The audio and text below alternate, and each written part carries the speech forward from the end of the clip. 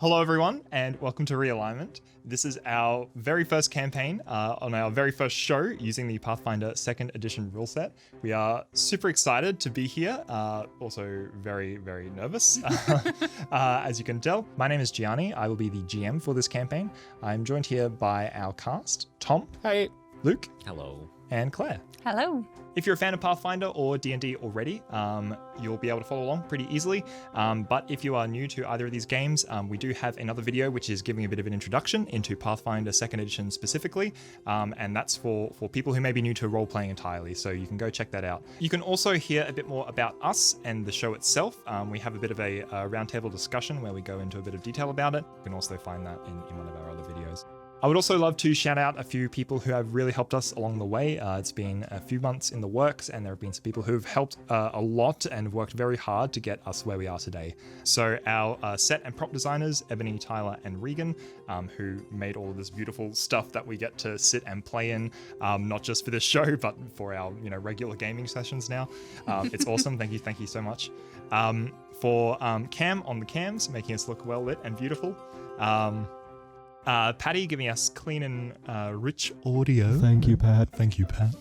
Really appreciate it, Pat. And Ruby Green for all of the illustrations that you're going to be seeing as part of this series ongoingly. Thank you all so much for the hard work you put in. Hopefully we don't fuck it up. Everyone ready? Yep. No. Great. Let's Maybe. do it. Too bad.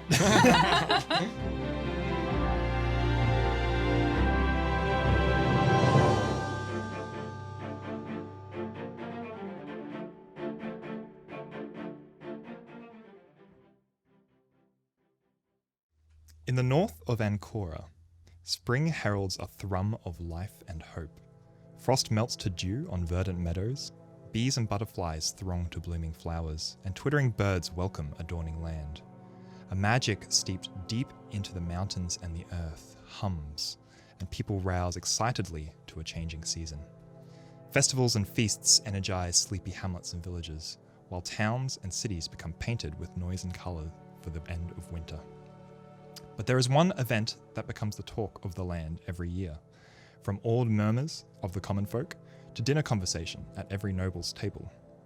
It is the admission of new students to the Forgelight Academy. Every year, hundreds of hopeful entrants from all across the country and beyond travel to the village of Fythast for a chance to make a name for themselves. For at the Academy, the best in brains, brawn, and spirit come together to be the frontrunners of society. Future leaders and heroes across all disciplines rise as shining lights to seek a better world, to seek truth, to seek justice and peace. For some, to seek fame and notoriety.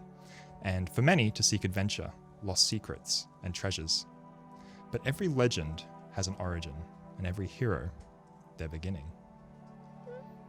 So we're going to move now to the seaside town of Port Yaktura. Port Yaktura is a loud and bustling town that rises early, works hard, and drinks by night.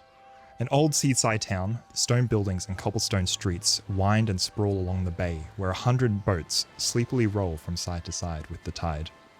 The light from a tall lighthouse sweeps lazily across the water in the foggy morning.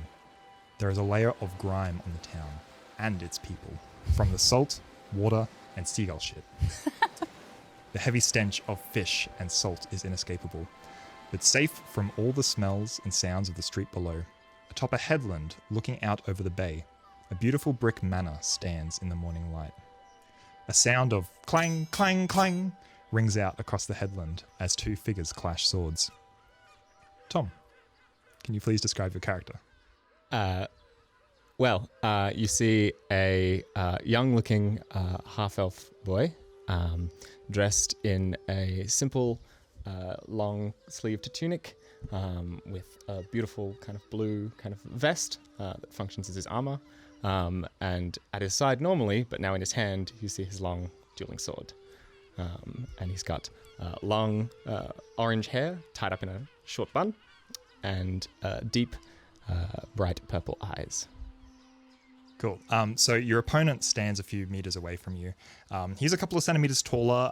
He's wearing a leather tunic. He's got a much bigger frame than you as well, and he's sort of got these dark curls falling around his face. He's full elvish. but he has the same purple eyes that stare back at you. And you're both panting and sweating from the exertion of the fight. And as he sort of like looks under you at you from under a sweaty brow, goes, "You know, Kel, if you weren't so garbage, I thought you might be practicing." Well, it seems you're more out of breath than I am, so, you know. I could go another round if you want to.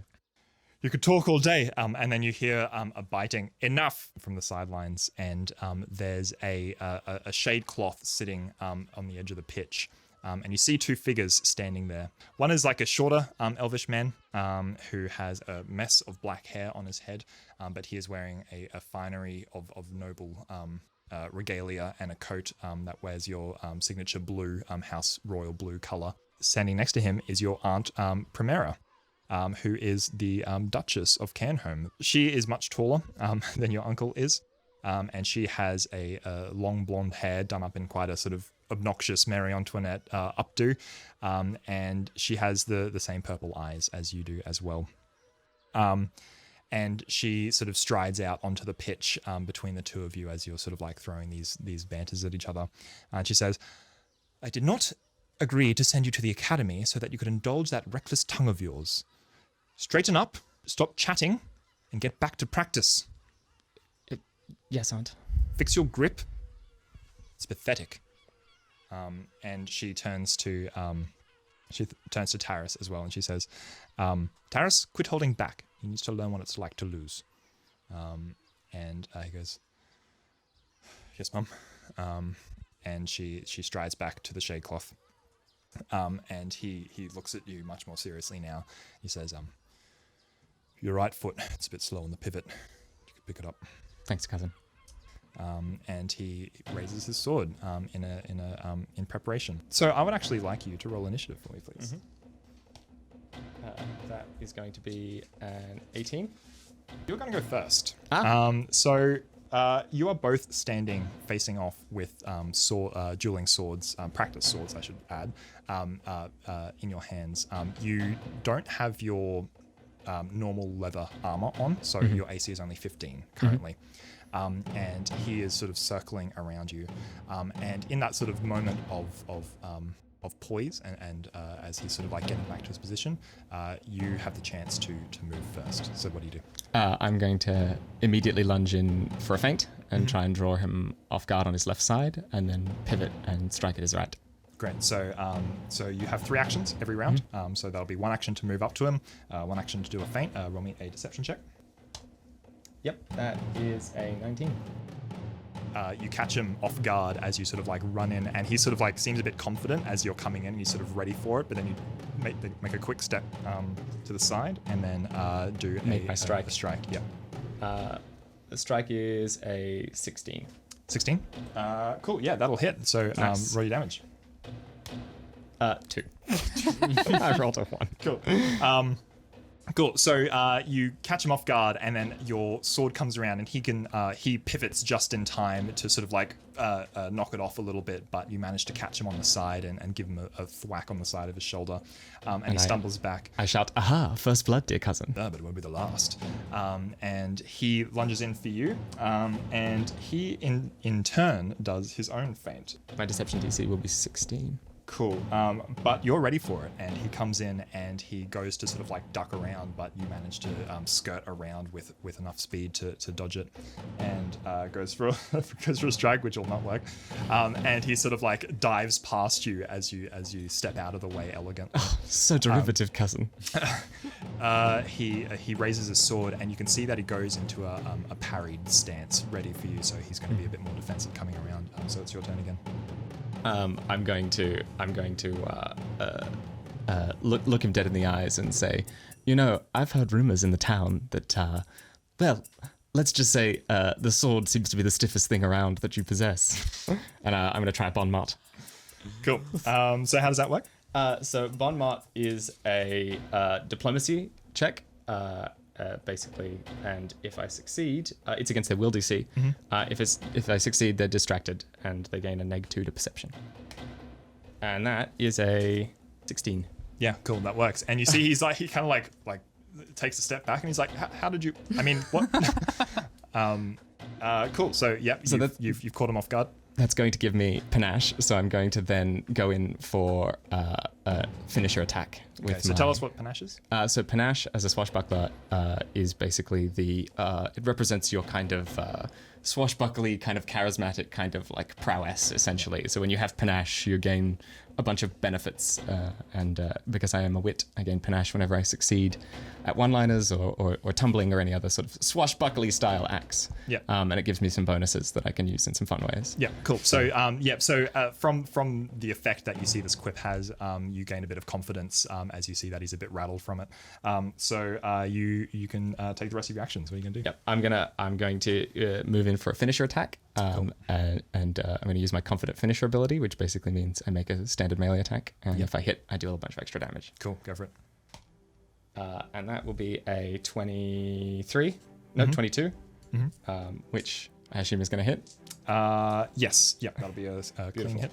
So he's going to take 7 and then 5 damage. So that's going to be 13. Holy shit. Sorry, 12 again, I can't add. 12 total. Yeah, cool. So you knock him and you come on in and charge, and with your finisher, what is your finisher? Do you have a particular style? So as he gets a bit flustered and comes off balance, I'm going to kind of just step smoothly in and just straight on point in the center of the chest and try and knock him back. It lands like a millimeter away from his neck. It's the perfect smooth kind of step. Yeah, and he's sort of like there, and he like just drops his sword. And he's like, "Fuck." Better luck next time, cousin. You see, as you sort of lower your sword down, that your aunt and uncle have already stood up and they're starting to walk off the pitch. And he goes, "Right, yeah, I've been practicing." He brushes himself off, and he picks up his things off the ground, and he turns and he says, "You better clean up." Cool. So you head inside this manor. There's a couple of servants, household staff on the inside. There's peacocks in the yard and like beautifully carved hedges that are resembling various different animals as you pass on through. So you'll need to get your things together. What do you want to do like while you're in your house for probably the last time for a while? Well, I'd imagine his trunk's probably already packed. He doesn't really have much to take with him. A couple books and then his clothes and his sword is pretty much all he's going to take. Yeah. I think honestly, he's probably going to want to go spend as much time with his dad as possible. So I don't think he lingers in the manor for too long. Okay, cool. So you managed to get your things together. Your aunt and uncle actually waiting by the door with your cousin as well. Once you're finally packed and ready to go, and your aunt says, "Well then, you're all set. Ready as I'll ever be." Good. Well, I guess this is goodbye then. Make sure you do not bring shame upon our name. I'll do my best. Tara says, "Come on, I'll walk you out." I just puff up a bit, try and walk out with some poise, I think. Yeah. And you head out, and as you're sort of like walking down to the front gate, Tara says, "How long have you got?" I think I've got an hour or two till the coach comes, so. Yeah, okay. Well, yeah, great. Good. If you always want to come back and keep your wardship here, you can, I appreciate you saying so, but I think we both know that's not happening. And try and keep it cool as well. You know what happens when you get a bit hot-headed. I wouldn't want any more incidents. That was one time, okay? We paid the tavern keeper. It was all squared away. Okay, well, good looking out. And he holds out his hand for you. Clasp it. Cool. But as he goes to turn, I'm just going to put a hand on his shoulder and say, "I'm gonna miss you, cousin." Yeah. The aunt's right, You won't be able to indulge that tongue of yours at the academy. And he goes and starts to run inside. Runs away. Yeah. I'll get you someday. You head down to Dockside, where the stench of the town is much stronger. The fish sort of permeates your nose as you head down to the lower streets. There's crap everywhere basically, and there's a lot more people sort of hustling and bustling, and your second-hand but freshly cleaned clothes are probably a little bit out of place down here. And you make your way through the streets to eventually find a small building that's sort of wedged between two much larger buildings. There's the cry from a market crier nearby going, reef claws, get your reef claws, only 2 silvers apiece. But you approach this small, narrow shop. And outside is a sign that reads, the Mill and Swill, homemade bread and homebrewed beer. And it's painted like a pastel pink as well on the outside. Do you go in? Yes, yeah. You know, I think I clock the scent of fresh baked goods from at least half a block away. Yep, great. Pick up my pace a little. You open the door and like a little bell ding ding as you head inside, and instantly that fresh baked smell fills your nostrils, and there's also a bit of sweetness in there. There's like cinnamon and nutmeg as well. And inside is a quaint little shop front. There's a shelf against the back wall that contains a lot of fresh bread, but there's like a couple of little tables with little doily tablecloths draped over them. And a big burly man standing behind the bar turns around and sort of says, "Hello and welcome." "Oh, my boy!" Hello, Dad. He walks up to you. He's bald, balding, with a big like walrus mustache and like big burly hairy arms. Yeah. And he's wearing a pink apron that says "World's Best Dad" on it. And he's carrying he's carrying like a couple of loaves of bread under his arm that he was putting up on the shelf. But he instantly like just drops them on the shelf, and he comes forward and like grabs you into a big bear hug, and he's like, "You left it late till the morning?" I had practice. No, they're working you too hard up there. Oh, wait, I've got something for you. And he shuffles away, and he grabs a couple of mitts on the way out, and he heads into the back room, and you hear the sound of like a iron door. I hop up on the counter and just kind of sit there, waiting for him to come back. Yep. And he brings out a tray of freshly baked cookies that are in the shape of little candles, and he says, "You want to try one?" Yes, of course. You know you've been making this joke since I was 7, right? Yeah, well, seemed appropriate. And he grabs one as well, and starts to like just gnaw down on it. And he drops the tray onto the side, and he says, "So how you feeling?" A little nervous. Yeah, but no, I don't really know what to expect. But do you know? Can I be honest with you, Dad? Always. I am really glad I don't have to see my aunt again tomorrow. My boy, I'm not surprised at all. She was a bit of a weird one. And he says, "Look, why don't I close up shop? I've got something to show you." And he grabs a bundle of stuff from out behind the counter, and it like takes it under his arm. He's like, "Come on." Yeah, okay. Yeah. I'm gonna help him close up the shop and like. Yeah, cool. And he leads you through the streets of Dockside. Cookie on the way past. You take a couple for the road. And he leads you through the streets of Dockside down to a small jetty. And you walk out, and then there's a little dinghy, which is your dad's little rowboat that's sort of tied up. And he says, hop in. You know that the coach is going to be here in. Yes. Okay. Oh, don't worry about the coach. We'll get back. All right. And he hop on in. Yeah, and he jumps in, and the whole boat goes. I gingerly sort of step in and like a bit nervously, and then kind of like sit down. Yeah. He's like, "Look, it wouldn't be complete without one last trip to the lighthouse. I thought." He unties the rope from the jetty and flops it in, and instantly grabs the oars, and like with just a couple of like burly pulls against the water, the boat just skips across the water really quickly. And as you approach, there's the lighthouse that's sort of like out on a little headland a bit further out, and he says, "I remember bringing you here when you were a small lad. You and your mother would look for crabs around the rocks. It was real sweet." And you sort of like sail out, and there's boats in the harbour coming in and out.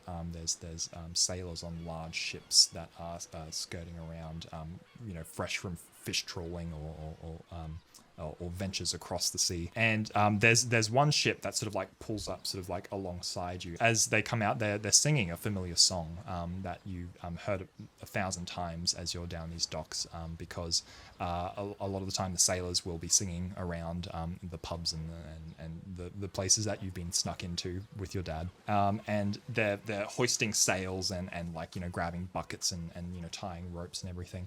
And they skirt past, and as they go past, you hear like a couple of the verses as they're singing, and they're taking turns sharing the verses, and it's going from one man to the other in a call and response. And they're singing, "When I'm out at sea and far from shore, my head and heart and everything sore, I know I took my chance to roam, there's time enough for coming home."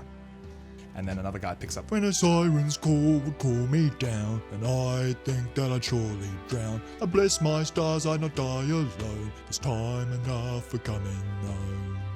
And then your dad actually stands up on his little jetty and calls out, and everyone says, "Oh, it's Balin!" down from the ship. And he steps up and puts his hand to his heart, and he says, I grab the boat as it rocks. "There'll be time aplenty, be it 1 year or 20, but my heart is full of salt and foam." And then everyone joins in. "There'll be time enough for coming home." And everyone like cheers, yeah! And they all like have beer randomly. You know, swinging it, yeah. And he goes, "Good luck, boys!" And they all wave back, "Thanks, Barlin!" And they head out. He says, "Old sailing buddies. Used to see them out in the ships." Do you know absolutely everyone in this port? Yep. Well, fair enough. And he says, "Look," and sits down. And he says, "I wanted to have a little bit of a heart-to-heart with you, Kel." So you brought me out here when I couldn't escape? "Yes." "I mean, the water's there if you want to try." No thanks. You know what you are with swimming. And he says, "Look, you know that your mother would have been proud of you. Not as proud as I am, but she would have been. But the life of a luminary isn't easy. We should know. You might face impossible challenges to come. I just wanted you to come out here to the lighthouse and know that if you ever feel lost, if you feel like it's too much, just know that the lighthouse is going to be here guiding you home. And if you wanted to, and I'll be right here, a bowl of reef claw soup, ready hot, no questions asked. Okay?" You know, Dad, when I was a kid, I used to think that thing was the biggest thing in the world. And I think I'm ready to see some bigger things. But thank you. I love you, Dad. "Oh, come here." And he's crying a little bit and brings you into a big bear hug again. But he says, "There's one more thing." And he pulls out that bundle that he had picked up from the shop. And he carefully unwraps it with a sort of air of reverence about him. And it's very, very slow and very intentional. He removes this canvas cloth from it. And he picks up a dueling sword. It is long, straight, and narrow in a chestnut dark sheath, and it has a golden and simple, elegant swept hilt that sort of wraps around the handle of it. And he passes it over to you, and he says, "They brought this back. She always said if anything were to happen to her, to make sure you get it, and well, I'm upholding my end of the deal." Okay. And he passes it over to you. And as you sort of clutch it in your hand, you see that there's a swan emblem sort of embossed on the hilt of it. And he continues and says, "It's a shame she never showed me how to properly draw it. I guess so I'm confident you'll work it out when you're ready." And he puts his hand on your shoulder and he says, you're going to be as bright a luminary as she was. Brighter, even. And I take it and I say, thanks, Dad. I promise I'll... And then I trip and throw it in the water. No. Well, Yikes, it's gone forever. It's gone. Family heirloom. No, I take it and I rest it gingerly on my lap. And I say, I'll try to earn it. Cool. And we'll close that out there with you on the boat. You did make it to the carriage in time, by the way. Yeah. A little sweaty, a little, That's blustered. It. That's it. So we move now to an entirely different terrain. Twinbrook is a small hinterland village that is normally quiet all year round. Nestled on the edge of a small wood, it is surrounded by lush green meadows and fields of farms. The houses are squat and made of stone, with cozy hearths and chimneys, and everywhere you go you can smell roast vegetables. 2 fresh small streams cut through the middle of the town, dotted with water wheels, and where townsfolk can usually be seen on the banks washing their clothes and playing in the water. The town is vibrant with life today, however, with the routine winter clothes festival at this time of year. But for you, Milo, the noise of that is like a low hum compared to the chatter of the water, the trees, and the birds as you make your way deeper into the woods. As you're skipping through the underbrush, can you tell us what Milo looks like? So Milo is a very skinny gnome. He has black hair that kind of fades out into this very warm blue. He also has very bright hazel eyes, and his clothes are tattered, but kind of thrown together in a much more tasteful way that it looks like he chose to, as this is his style. You make your way through until you find the log that sits between 2 oaks. And you go and take a seat where you have come many times before, and you sit down on the log sort of expectantly and waiting. And next to you, in one of the oak trees, 2 bloodshot yellow eyes just slowly open, and a gnarled face of bark just rotates around to look in your direction. And emerging from the tree, in a squat position, is a tree ant, as it sort of takes its first step away from the oak, and kind of goes, "Hey, little sprout. Hey. How you doing?" Good. I brought you some nuts. Oh yes. And he holds out these long, incredibly long, he's 18 feet tall, he's an oak tree. And he holds out this hand. You put these nuts in this, these branches in these branches of his hand, and he just instantly goes oh, so good. Oh, those were good to give to the squirrels if you wanted company, but each. Dang it! Never There mind. I go Sorry. Again. Oh man, oh man. No, it's okay. I've just goofed it again. It's okay. I've got another gift, and then I go up to him and I get this small red ribbon, and then just tie it to wherever I can. Cool. He looks and he's like, tie it. Oh, no, is it's it tight. Can you? Oh yeah. And I loosen it he's up. like, oh man, this is so good. Hey, you want some mushrooms? And he points down to his feet, and you can see these bright, vivid orange mushrooms growing. He's like, I've been trying these ones out, letting them grow on me. Man, they're wild. If you want some. Oh, those would be excellent on the road. A bit of an experience, but I'm sure it'll be okay. I'll take those for. Yeah, man. Yeah. And he picks off a couple of the mushrooms and hands them over to you.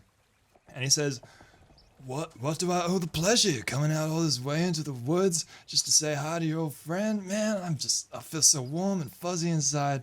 So great. Well, I've actually come to say hi, but I've also come to say bye. I'm leaving soon.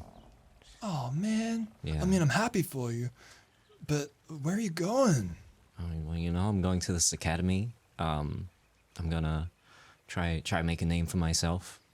You know how hard it has been here. So I'm just gonna gonna move on. And you won't see me for a while, but I'll come back. And That's real, man. I respect that. That's making a name for yourself. That's big gnome stuff right there. That's big gnome stuff. Damn. Oh man. Oh, it wasn't anything I said, was it? No, absolutely not. Oh, Absolutely not. that's good. 'Cause I don't know. Sometimes I wonder I say the wrong things, and But look, I'm sad to see you go. I'll admit. I'll make sure to say goodbye to all of the squirrels and the wombats and the other things. Yeah. Yeah. Please do. I'm gonna miss it all. Really, you made living here pretty bearable. So I just want to say thank you for that. It's not that kid in town, is it? Do you want to go and beat him up? Because I'll do it. No. I'll do it for you. Don't you worry. I'm gonna set that record straight before I go. Okay. But hey, look, since you've been giving me all these gifts, well, I feel like I should give you a gift, like equivalent exchange and all that. Good karma, pass it on, all that thing. All right. And you go, don't really how much to give you. Ooh. And he holds out his hand, and snaps off a finger. Dude. And you go, it's cool, man. I'll grow another one. And All right. he holds it out to you, and it's the size of a walking stick. And he says, I expect you're probably going to be doing a lot of traveling, and your feet are going to get sore and stuff. I don't know what it's like for you little gnome beings. My feet don't get sore, but I heard it's a thing. Anyway, I think you should have it to help, carry the burden and all that sort of stuff. Milo just runs off and gives him a big hug and Whoa, warm his feet. watch the mushrooms, man. sorry, I've been growing them for a while. sorry. Okay, but no, I'm just messing with you, man. Come here. And he like scratches you on the head with one of his remaining forefingers. And yeah, this staff in your hand is it's it's a little bit gnarled from being knuckly, but he snapped it off straight, and you can see like these rivulets of swirls of the bark all the way up it that make it look quite splendid. And he says, "Hey, look, man, if you ever need me, just call out to the forest, and I'll be right there. Absolutely. I'm really gonna miss you. Yeah, you too, man." And you spend a few more moments sort of in his company, just like hanging out and just chatting about small things, and head back into town. So as you're heading back in, you hear some voices coming from the outskirts of the forest. "You sure?" "Yeah, I swear I saw him go in." "Can't see anything. They say there's some weird things in there. I don't know about this." "Look, I'm telling you, I saw him go in there. Don't you want to give him one last goodbye before you leave?" And yeah, I do. What do you do? Okay. So, Milo has this plan. He's going to dig down into the forest and just get this big handful of mud, and then he's going to cast ghost sounds and project them far off and down the path past him, and he's going to hide a bit. Okay. So what are the sounds that you're making? So it's just going to be like simple rustling and a bit of Milo's humming that he does. So just very subtly suggesting that Milo's not where he is and further down the track. Emerging from the track, you see two halflings. One is a bit skinnier and taller with spiky blonde hair. The other one, who's a bit squatter, who has his face looks like it's been sort of squashed in with a punch. He's marching down. You know this as Pitt, who has been the boy that has sort of given you grief for all these years. "Yeah, no, I heard him. It's through here." And they start to scurry off to the sounds that you projected far away from you. All What right. do you do? He's going to step out onto the track and behind them, and he's going to cast warped terrain, which is an illusionary spell that kind of makes the ground rough terrain through an illusion, and it's just going to encompass them, and the ground is going to warp and surround them and kind of just make their travel very ominously difficult. So can you tell me about illusory terrain? Is it a focus spell or a? It is a focus spell, yeah. Okay, cool. So does it have a save on it? I believe it is a will save. Because I feel like they are interacting with it if you're immediately putting it up around them. They did not fare very well. They're big dummies. They're big dummies. And so Kurt sort of like grabs Pitt on the shoulder and says, Pitt, something's happened to the ground. Look, it's all getting weird and bumpy. And Pitt says, oh, I don't like this. It's what they say about forests. It's like spirits and things and demons. It's demons. They will like immediately like just like turn pelt and just start to like run back, and they sort of are gonna like run past you as you're following them along. Oh, yeah. I'll step out and I'll just start screaming like, "Hey assholes! You remember me?" They immediately like stop in their tracks when you step out, and they sort of like stumble and grab each other and like look up. It says, "It's him! Come on, Pitt! There's demons! We gotta go! You've made my life here miserable." And he's just gonna hurl that glove full Delicious of mud pie. Yeah. Cool. Do me a ranged attack. All right. That's a 9. Nope. So the mud just goes sailing over their heads, and they go, "Let's get him!" And they start to just charge after you. I think they probably have the same movement speed as you, but because of the illusory terrain, they sort of like start to stumble and trip because like the ground's still moving underneath them. So you're going to get a head start, and what do you do? I'm gonna run. Yeah, cool. So you just like turn and start pelting. And before too long, you've sort of like exited the clearing and back in Twinbrook, and there's people moving around from the markets. It's sort of like late afternoon, and you start to like move through the people, and you can hear the shouts of the boys behind you. "He's somewhere up here!" And you're sort of like shoving people out of the way, and they're sort of, you can hear the footfalls behind you. Is there any way you go? Milo's probably gonna head straight home. It's probably just, this didn't go as planned, so I'm... Yeah, cool. So yeah, you head down the main strip, and of course, because it's winter clothes, there's market stalls lining the streets, and there's fresh food vendors and everything, musicians and lights everywhere, and so you head down barreling down the main street, and then you hear a familiar voice, and it's the voice of Nan. She is sitting with a flock of rapt people around her that are all sort of paying like very strong attention to her as she's telling a story, and you hear her voice as you sort of start running past. So I'll quickly realize, oh, there's Nan, and I'll cast illusionary disguise on myself and just make myself look like someone in the crowd, and just blend away. Yep, cool. So you turn into a unnamed person, and you hear the two boys like pelt past you. "Can't have gone far," and they head down the street a bit further. Heh, idiots. And Nan is sort of like coming to the close of a story, as you know, you've seen her do many times before. She's got like she's just sitting on a chair. She is wearing a multicolor sort of patchwork shawl. She's a large halfling woman. She has a mess of ringlets that sort of crown around her head, and big bright eyes that sort of sparkle as she's telling this story. Her hands the entire time are moving, and swirling images of light are emerging and floating in the air. She's saying, "And then the demon went up to the steps of the last Fall Mountains, and it was there where it found the last fortress that they would never take. But as it was trying to get through, it was stopped.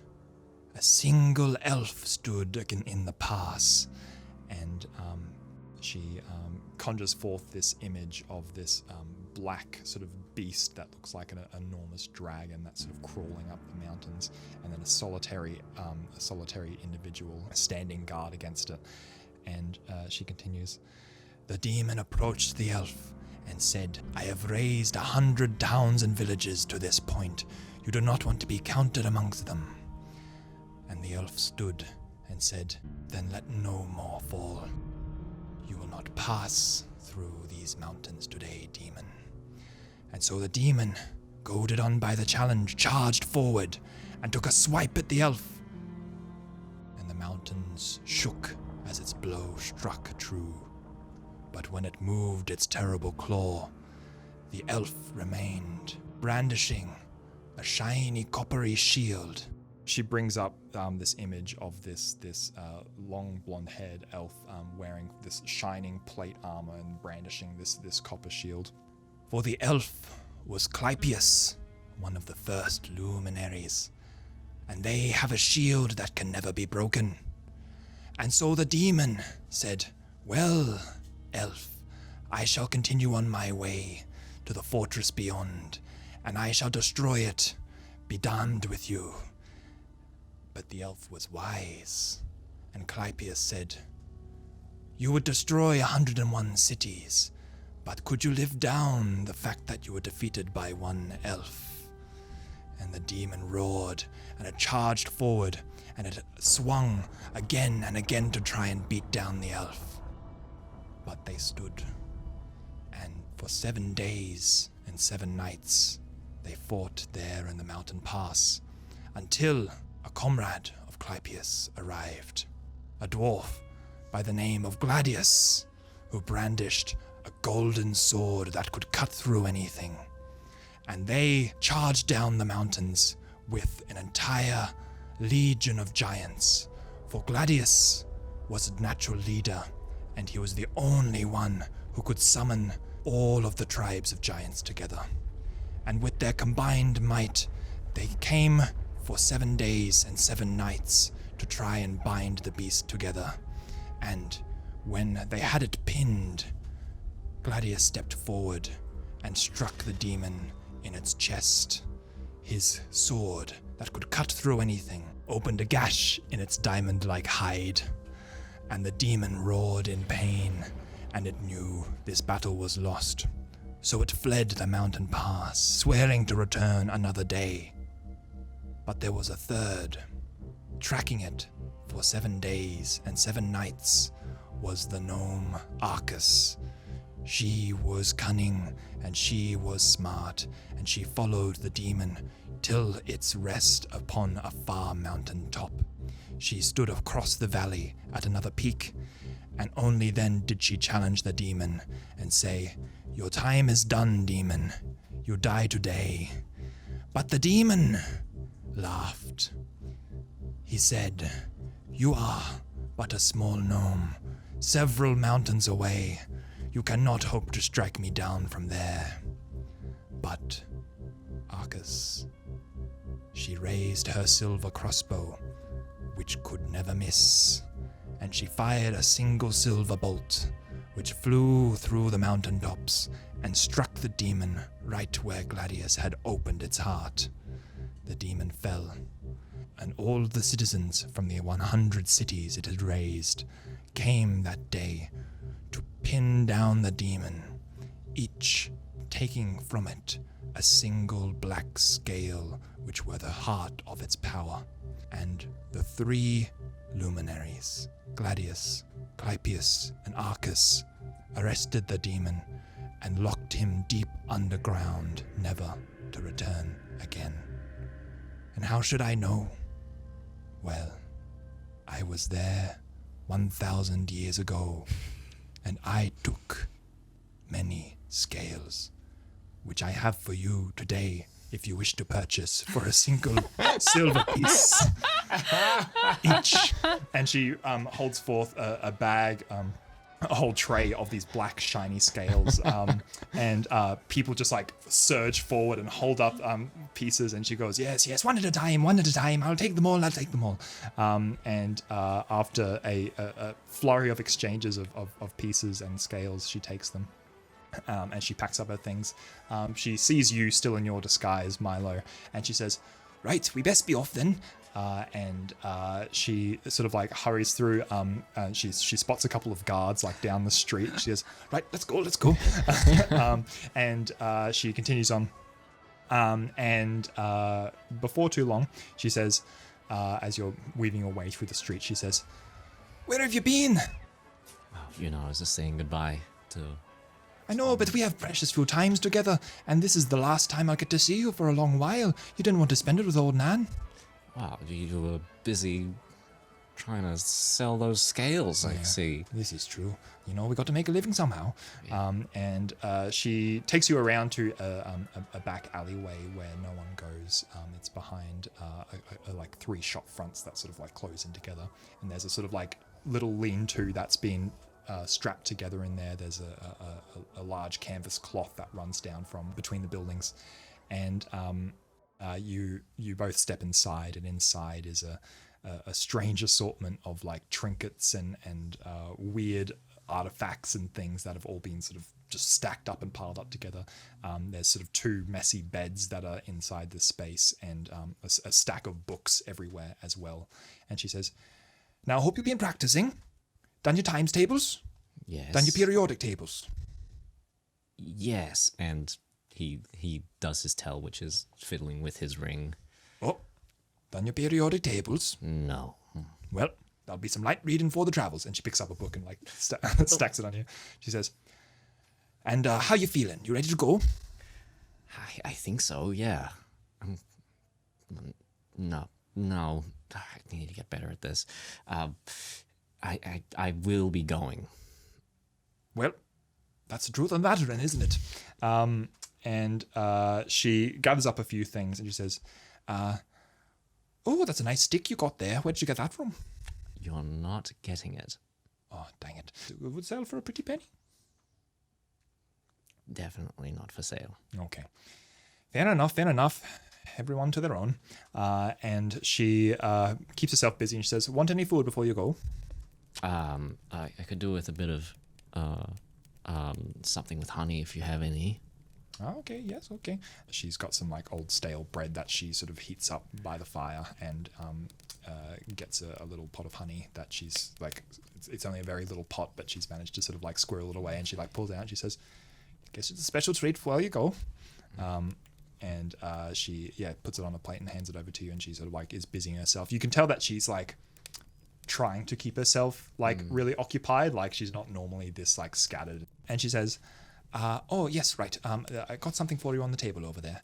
There is a you have to push through like a bit of a screen of sort of bells and hanging herbs and things, but by your bedside table there is a whole platinum piece sitting on the table." She says, "Got to pay your way through, It's not cheap getting all the way to the academy, Got to pay your wagons, got to pay for your food."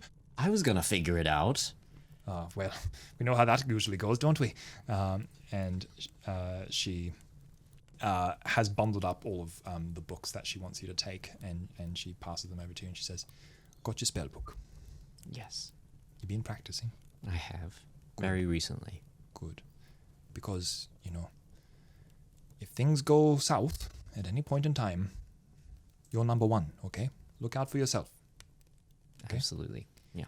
"We can spend as much time in the world trying to do good, but at the end of the day, the world is not fair, as you know." Yeah. Okay. She pats you on the back and she says, "Now, you got to work hard because, sometimes you can work as hard as you want to.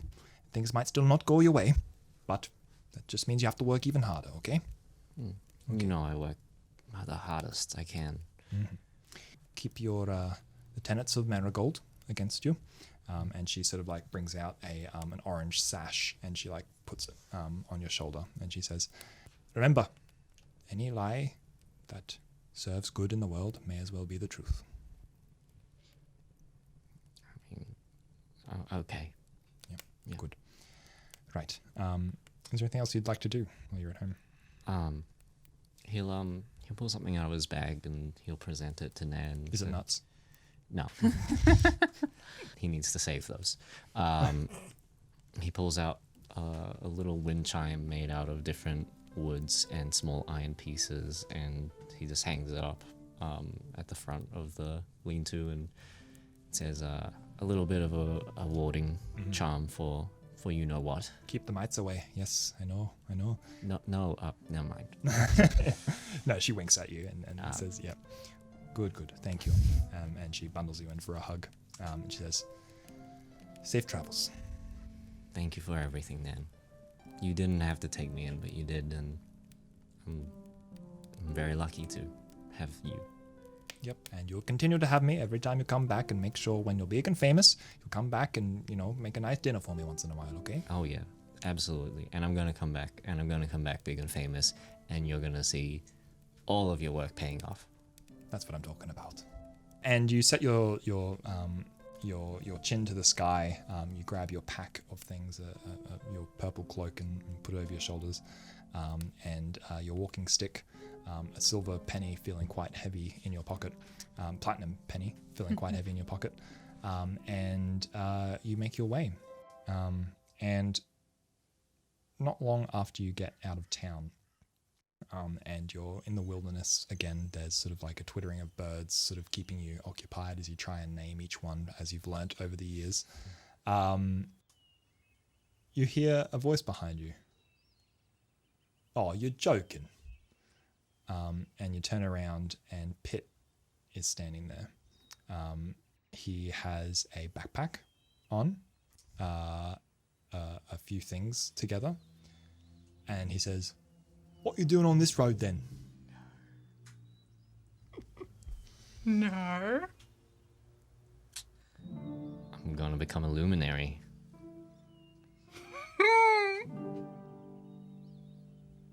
"You will not." I run. And he starts to just like pelt after you. Can you actually just roll me an initiative check? No. 14. You get the lead on him, and so you start running in a very familiar fashion away down. You've got like a rucksack with like charms and trinkets sort of like jingling on it as you run, and you're carrying your staff as well. And you can hear him shouting about, "Get back here!" But before too long, you manage to lose him in the woods. But you know that you're traveling the same road now.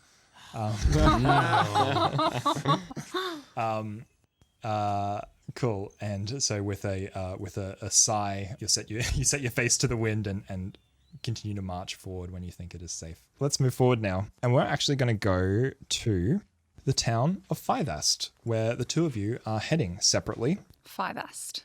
Yeah. The two of you would have left on different days. Ultimately, you are going to arrive on the same day for the admissions into the academy. So high in the last fall range sits the sleepy town of Fythast. Nestled in amongst pine forests and mountains, ice on high-sloped roofs is beginning to thaw, giving the town a glittering sparkle. Fresh plumes of smoke are rising from the chimneys, and people are bustling around as the day begins to dawn. It's sort of freshly morning as you arrive in town.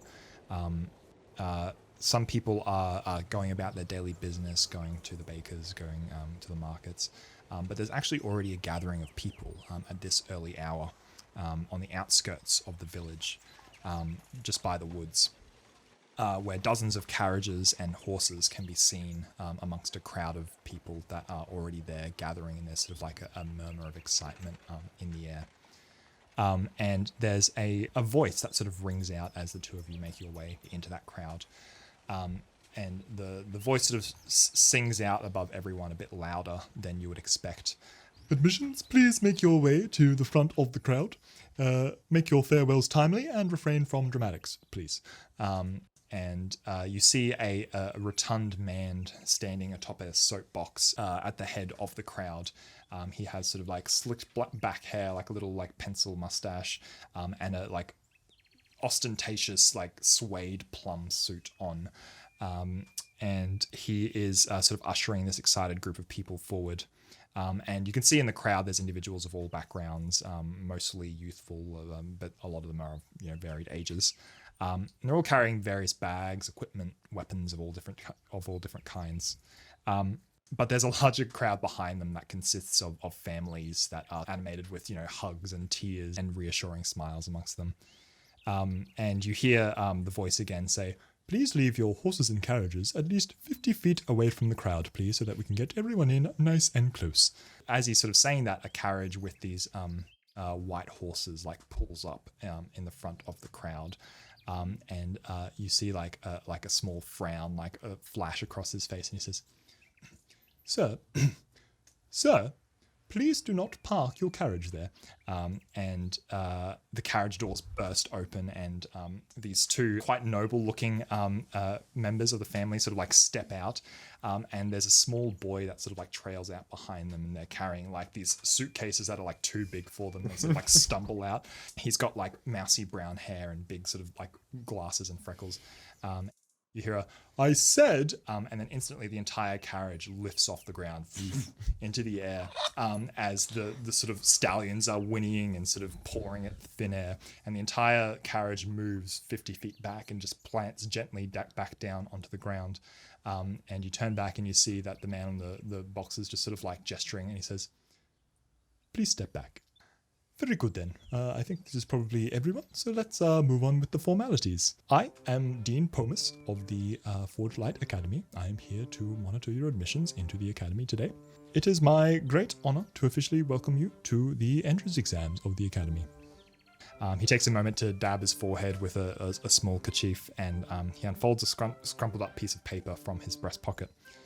He says, "You are no doubt all here because you believe that you are worthy of the title of Luminary. And are ready to be grand adventurers, heroes, and politicians like you've heard about in stories. Rest assured that a lot of you are not destined for such prestige, and such illusionments may not be productive to society." And he says, "Do not fear though, the exam that you will be attending to today up at the Academy will do to serve the wheat from the chaff. And so if you are in fact deserving of tuition at the Academy, you have nothing to worry about." Woo! Just one long clap from the middle of the clap. "The carriages behind me will take you up to the Academy grounds for the exam. The journey will likely take most of the day. You are not permitted to leave the carriage at any point. There are many unknown dangers in the forest, but as long as you keep your heads, you shall be fine. The only times that you may leave your carriages are for short stops designated and permitted by your coachman. Do not hold the carriage up on your stops, as anyone who is not at the Academy by exactly sundown will be permitted no entry. No exceptions. Please, when I call your name, would you please step forward, place your luggage into the first carriage in the line, and promptly take your seat inside. You have all written to us with your letters of application, so we have all of your names here." And so he unravels a scroll, and he begins to sort of read down... Aaron Aronson. Aaron Aronson. Aaron Aronson. And there's a hush of anticipation over the crowd, and he calls out, "Latha Fieri." And a slender elven woman sort of skips forward skittishly, sort of startled by her own name. "Pim Falstaff," and another one. "Lorik Bortusk," another one. And he pauses, and once these three sort of arrive at the first coach, you see a coachman turn around and greet the three passengers, talking to them briefly. And once they all step inside, the doors close and the carriage takes off, trundling down a road into the woods, and another one sort of pulls up to take its place, and he keeps going down the list. Talon Finador, Juniper Bryce, and you see the small boy with the mousy hair sort of run forward quite nervously. Pitt Humblebun, and you see Pitt sort of emerge from the other side of the crowd, and he's sort of confidently stepping up, and he walks up to the carriage. And eventually you hear Kellen Barlinson.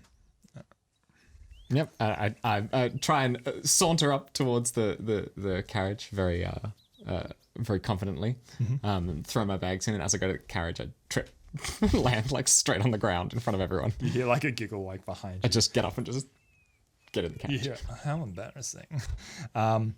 Milo Abdolish. Milo just bolts through the legs that he has to get through, and then he brushes himself off and does the same. Doesn't trip though.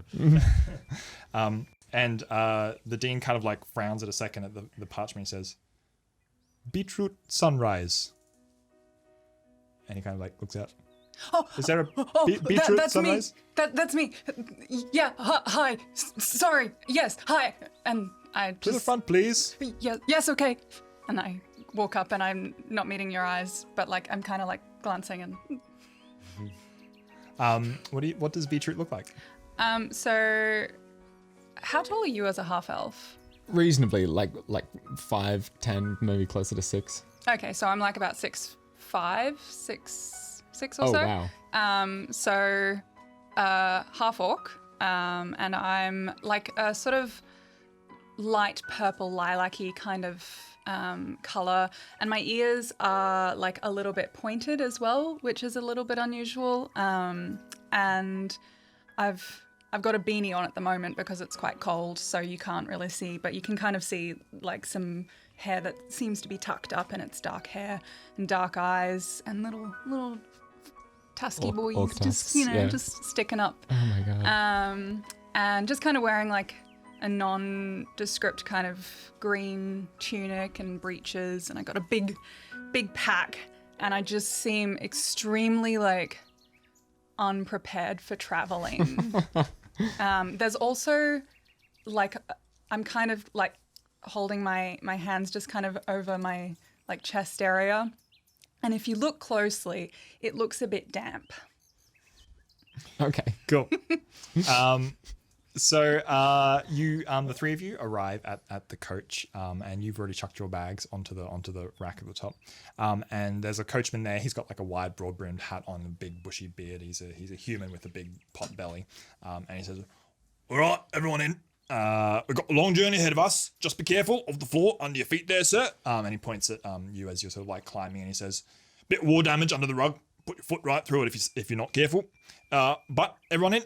And you all pile in, and he pulls out a fine gold key from around his neck. He shuts the door on the three of you once you've all sort of settled in and are sitting inside, and he turns the lock, and instantly all like the handles on the inside of the carriage go, and a blue sheen around encapsulates you inside, and you hear like a muffled like, "All right, this is watching good," from outside.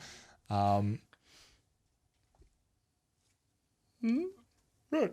And he sort of like pats the wagon and like jumps up onto the front of it. And he gives like a hyah, and the carriage starts to trundle, and the three of you are left sitting there in silence. I'm sorry, but do either of you two know how dangerous this forest actually is?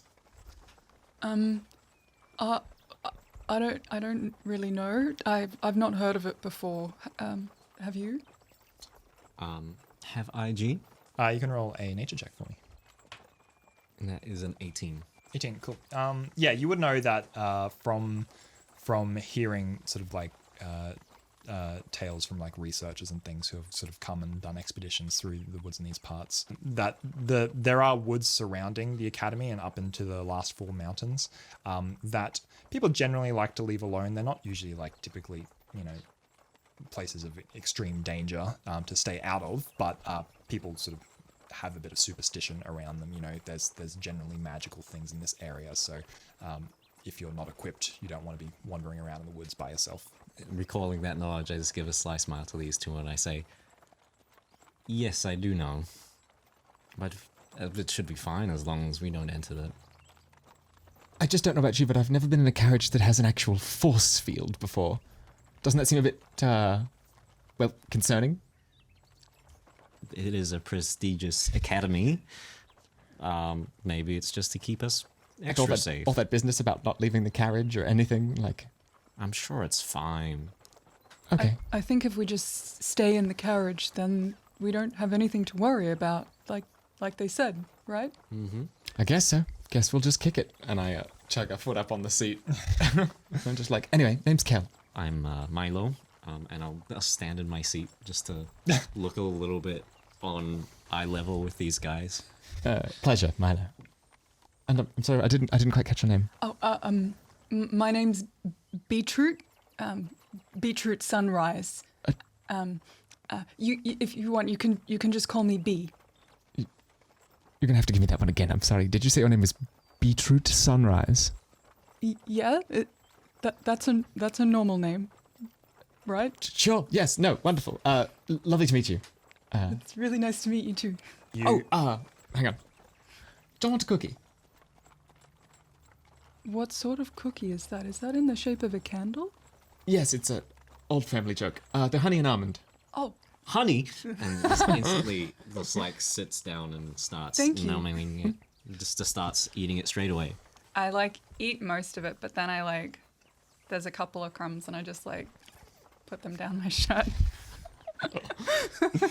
the journey continues. You probably you, Milo, you're sort of like listening to the twitterings of birds outside. They're slightly muffled, but you can still try and identify them and make them out as you wake. I'm snoring. Cool. I'm asleep. Yeah, within like 20 minutes. Yeah, you just like- you just have like the whole like backseat of the car trip. bird. Yeah. Just as soon as you're in a moving vehicle, it's like nah. Yeah, and so you're like listening to the birds outside. I'm like glued to the window, just. Yeah. If you're looking outside and you're quite intent, can you give me a perception check, please? I certainly can. 9. Not great. Cool. Great. So yeah, you're looking out the window. There's dappled sunlight from the canopy above that is flickering in your eyes as it passes through the trees. The forest floor is a rich green of ferns and impressive trees that sort of rise much higher than most trees that you've seen back home. For a very split second, there is a motion in the trees, but you don't quite catch it. I just try and like squint, see if I can. Must be nothing. What must be nothing? Oh, I thought I saw something, but I think it was just a shadow. Oh, yeah, it was probably just a bird. You continue on. The snoring is saw blades in your ears. You're sort of like trying to drown out the sound of the snoring by like focusing on like the sounds of the outside. But before too long, you've probably been traveling for maybe a couple of hours at this point. You notice something. There is no bellbirds anymore outside. It is silent. The birds have stopped entirely. And at that moment, the wagon sort of like slows a little bit. It trundles to a stop. The horses kind of just like padding along, but the wheels just slow down. And eventually the wagon comes to a stop. And you can see the wagon driver, the coachman, through a front window, and he's just sort of like sitting still. I will, Excuse me? And I like try and knock wherever. Yep. So you rap on the glass, Trying to and get a look at him. and I'll peek the same way. he kind of like tilts his head a little bit as though he's like trying to like look at something in the distance. And he just keeps tilting and slides off the front of the carriage and collapses onto the ground outside. Oh no! And I immediately open the door to the carriage. It's locked. I wake up, our friend here. There's something's wrong. What? The carriage man. He's on the ground. He's slid off. He's what? You look out the window and you see sprawled on his back is the coachman. His eyes and mouth are sort of like lolling open, and there is like blood trickling from his mouth. Oh my god. I'm like trying the door harder and harder, and then I'm just gonna start trying to like kick the door to open it up. Yeah, so you're kicking the door, and this like blue sheen goes as you're trying to bang up against it. Okay, we need to get out of this to help him. What do we do? Does anyone have an idea? Hey, either of you spellcasters? Well, yeah, but he did say, and I'll like, open up the carpet from when the... Oh, yeah. So you lift up the rug, and there is indeed like a bit of water-damaged wood underneath it. That looks like it has some rain sort of like pool in. So the wood is looking a little bit, like rotten away. Do you want to try kicking? All right. Stomp. Yeah. Stomp. Can you give me an athletics check as you try and kick your way through the floor? 13. 13? Cool. So it doesn't take much for the floor to just... What are you doing at this time, Kel? I'm just trying to like scan the either side of the road while they're trying to open the the hole in the floor because it's a bit crowded. I figured I'd just have a look outside and see if I can't see anything. Yeah, you glance outside. Give me a perception check. That is a natural 20. Heck. Hell yeah. Yes. My laser eyes go. See through time. Oh my god. You see. Oh hey, my dad's baking. So What are okay. Yeah, no, my dad's baking sourdough. He waves. Yeah, okay. Well, in that case, with the 20, so that means that's a critical hit, critical success, I should say. With that, I'll actually give you, you are looking through the trees, and you're scanning everything quite frantically. And as you sort of like vision like pans here and here and here, for one moment it rests and there is a figure standing in the trees. The figure is about 8 feet tall. It is wearing a long, dark, shimmering purple robe that is almost alien. Like, it looks like you're looking into space itself almost. And the weirdest thing about it is its face, or lack thereof, because on its shoulders is a smooth white egg of a head with nothing but a strange geometric pattern sprawled across the face of the thing. And it looks so out of place in this natural environment. And as you're sort of like glancing around, you're like, what? And then like look back and it is gone. And I turn and I say, it's okay, guys. I know what we need to do. We just need to find the 8 pages hidden in the forest, and then we can get out, and everything will be fine. Okay. No, I turn and I say, there's a thing. There's a what? It looks not from around here. Tall, like bizarre looking. It didn't have a face. It's 8 feet tall, purple. It doesn't look particularly warm and wholesome and inviting. So perhaps if we're going to go outside, we should use caution. At this point, there's a as the floor falls out from underneath your feet, but you feel your foot like hit against the surface of the ground. Be careful. It was watching us. I think I'm It didn't have a face. I'm getting the carriageman. Give me a sec. And I jump out or jump down, and then Wait. We'll all go out together. I'll cover you. I'm already. Okay, I'm gonna try and I'm follow like- after. I'm like climbing under. Because I imagine there's enough space under the carriage for all of us to kind of like crawl. Yeah. You can So all I'm gonna get down crawl and after commando her. crawl through everything. And yeah, you start to like shuffle out, and you see the body of the coachman lying a few feet away. But from what you can see, the road is entirely empty.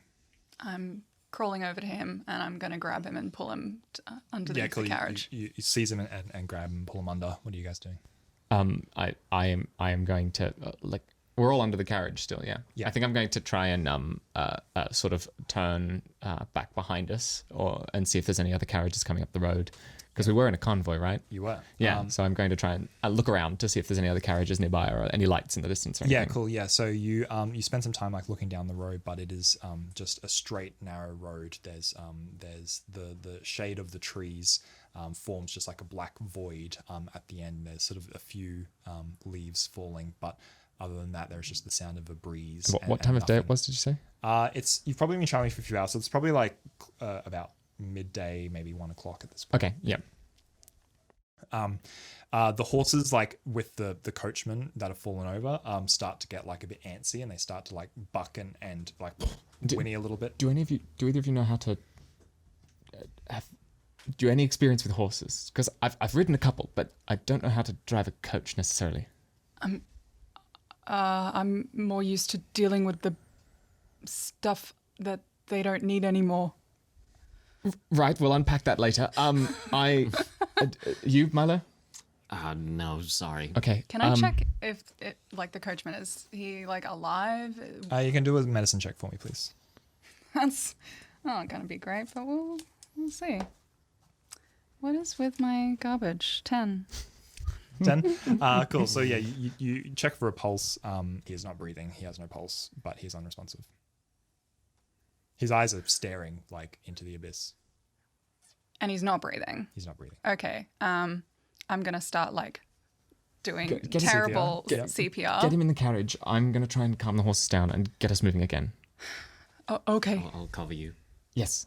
And I'm going to crawl out and get up and try and, first of all, try and like calm the horses down and then try and get up on the carriage and get us moving again. Great.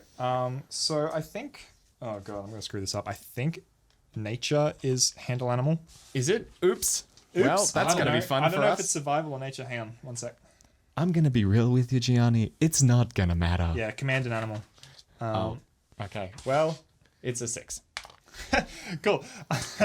So, what do you do to calm them down? Well, I imagine, like, coming from an estate, I've ridden horses before, but I've never dealt with them when they've been tied to a carriage. So I'm going to try and, like, go in and gingerly, like, pat them. They instantly rear up as you get forward. No, that's okay. And the carriage starts to like roll forward as they start to belt. And I'm just going to try and jump up on the coach seat and try and get things under control. I guess. Cool. So you jump up on the coach seat. What do you do as the carriage starts to like to be nice. get into motion? I could use a bit of a handout here. All right. I'll jump onto the to the coach as well and just try and calm down the horses as well. Okay, cool. So you critically failed to handle the animals, which is why they're going to bolt. And so the whole carriage starts to like lurch forward. And no matter like what you can do as you jump on, what are you doing with the body? So, well, I had dragged him back underneath the carriage and was putting him back into the carriage. Cool. And The then carriage going starts in to after. roll as his legs start to like drag along the ground, and you're sort of like holding onto the bottom. I'm trying to climb up. Do I need to do some acrobatics there? Yeah, I'll get you to do an athletics actually to just hold on to the bottom of the carriage. This is some heaving- Western shit Yeah, right you're here. heaving this guy in. That's not bad. That's a 25. Great. So yeah, you manage to like push him in at the last moment, and then like crawl up yourself as the ground starts to move faster and faster underneath you. Can you give me a nature check to try and take over the reins from Kellen? Come on, horses. You take it. I don't want it. That's an 18. 18. Cool. So you manage to grab onto it and steady them a little bit, but they're still sort of pelting forward, and it takes a little bit of wrangling to manage to actually like calm them down to the point where they're not running, but they're still sort of a little bit agitated. Do you have it under control? I kind of. That's good enough for me. I'm going to get on top and cover us. Okay, just be careful. And I'm going to climb up and like laying down on the top and just kind of like scanning around, giving some more visibility. Cool. And just kind of sit there ready to deal with what comes. Yep. So the carriage sort of like slows again down as you're like manage to gain control. You'll get your breath back a little bit. You're inside the carriage still with the coachman. I'm also going to start praying. Okay. Cool. I'm just like here with this body. Like I'm assuming I've been able to climb inside as well.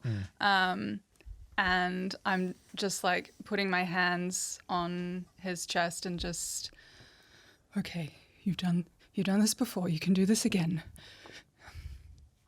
Help. Please. Help. And start to feel this like weird tingly kind of sensation, and it gets real bright all of a sudden in the carriage, and I'm inadvertently casting lay on hands on the coachman. Yeah, you feel as you have before, this like unknown warmth course through your body again and down your arms and into your hands, and it pulses like a defibrillator on this body, and you see like his chest sort of like rise up a little bit, but something feels really wrong. Like there is like something strange. It's almost like you're trying to put life into a rock, like something that's been like calcified almost. You see he just sort of like collapses back down. He is not moving still. I'm really sorry. I don't know what else to do. You see as his like chest moved and fell, you see like the gold chain with the key to the coach like tilt out of his shirt as well. Outside, the two of you, as you're sort of like sitting and you're sort of getting your breath back, you hear a yell further down the path, a startled "Ah!" Further I ahead. don't like that. straight ahead. Milo, can you get this coach moving? Yeah, I think so, and I'll try and. Yeah. Yeah, cool. And you whoosh, and the carriage starts moving. Hey everyone, it's Gianni, just jumping in here quickly to say thank you so much for tuning into our first episode. We're super excited to get the show off the ground finally, so I really hope you're enjoying it. There's some really fun stuff coming up in the second half, so make sure to stick around until the end. Since you have made it this far into the video, I would just ask one favor, and that's to help us out by please sharing it around. Obviously, all of the YouTube stuff like liking and sharing and commenting is all great, and you should definitely still do that. But the best way to help us out right now is to just spread the word. We're really excited about the things that we're going to be able to do with this project, and we really want to build a community around it. So it's going to really help us out by getting the word out there. So if you want more from us and more regularly, tell your friends, tell your gaming groups, tell your family, tell people that like actual play shows or are just interested in tabletop in general. Post about it on your Discord servers, on Reddit or on Twitter. You can use the hashtag realigners. It's what we're going to be using for now. Especially if you were here from the start, you'll get exclusive bragging rights. You can say you were here before it was cool, so there's that as well. And one last thing, this is going to be a very organic process, and we want to shape it with the community. So if you ever have any feedback, if there's things that you liked or didn't like, if you have things that you want to see more of, or if there are things that are problematic that we've touched on, please let us know through this feedback form that we're going to be setting up. I'll post a link in the description below. Everything that comes through there we'll take very seriously, as much as we like reading through comments on Reddit and Twitter. This is the place that we will be collecting most of our data and that we will be reading through. So if you want to have your voice heard about the show, then please submit it through there. And together I think we can really grow it into something special.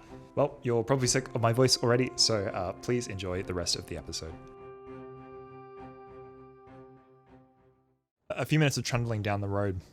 Ahead of you, you see a scuffed up area on the middle of the road with what seems to be some splattering of blood as well. What do you do?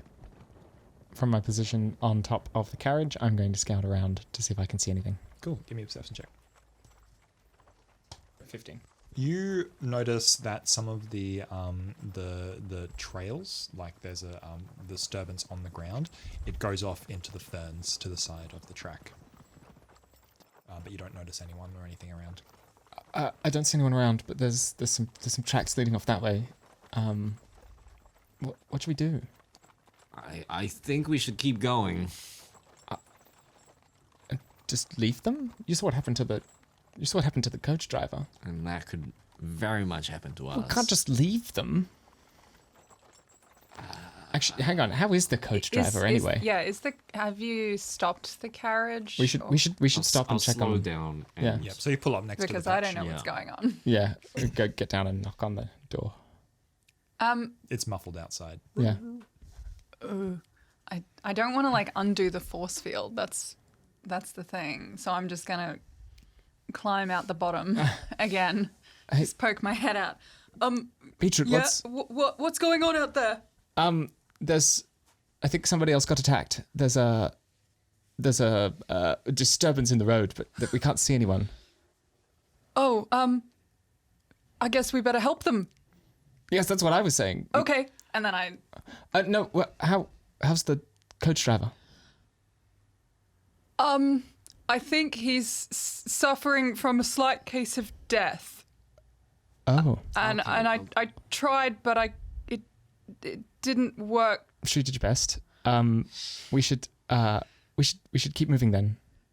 Well, I mean, No, I mean into the forest to look for these others. yeah. Just give me a second. And you hear a kind of weird noise, and there's a muffled, but I take the thing from out of my shirt, which you don't see, and I'm leaving it in with the In carriage. Okay, cool. And then I pop out. Yep. Cool and normal. Cool and normal. But I also, are our belongings in the carriage with us, or are they on the They're back? on top. Okay. They're on the top of the Oh, wagon. damn it. Yeah, you will chuck them up there when you. Cool. when you do. Gonna get out and then gonna go grab my sword and my shield. Yep. I'm going to grab Cool. my hand crossbow and shove it in my boot. Yeah, cool. So you grab your equipment. Milo pulls out a little mirror, licks his thumb, and presses his thumb against the mirror, and says, "God damn it." Okay, well, it seems we've all got everything we need, I think. Whatever that meant. Is anyone good at tracking tracks? Trails. body sliding away into the woods marks. So Anything. these trails, do they look like they're made by a carriage that's pulled off, or by things? No, it doesn't look like a carriage. It looks like someone potentially has like.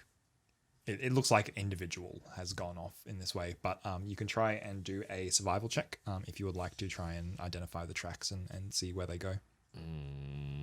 While it's happening, is there any feed for the horses on top of the carriage?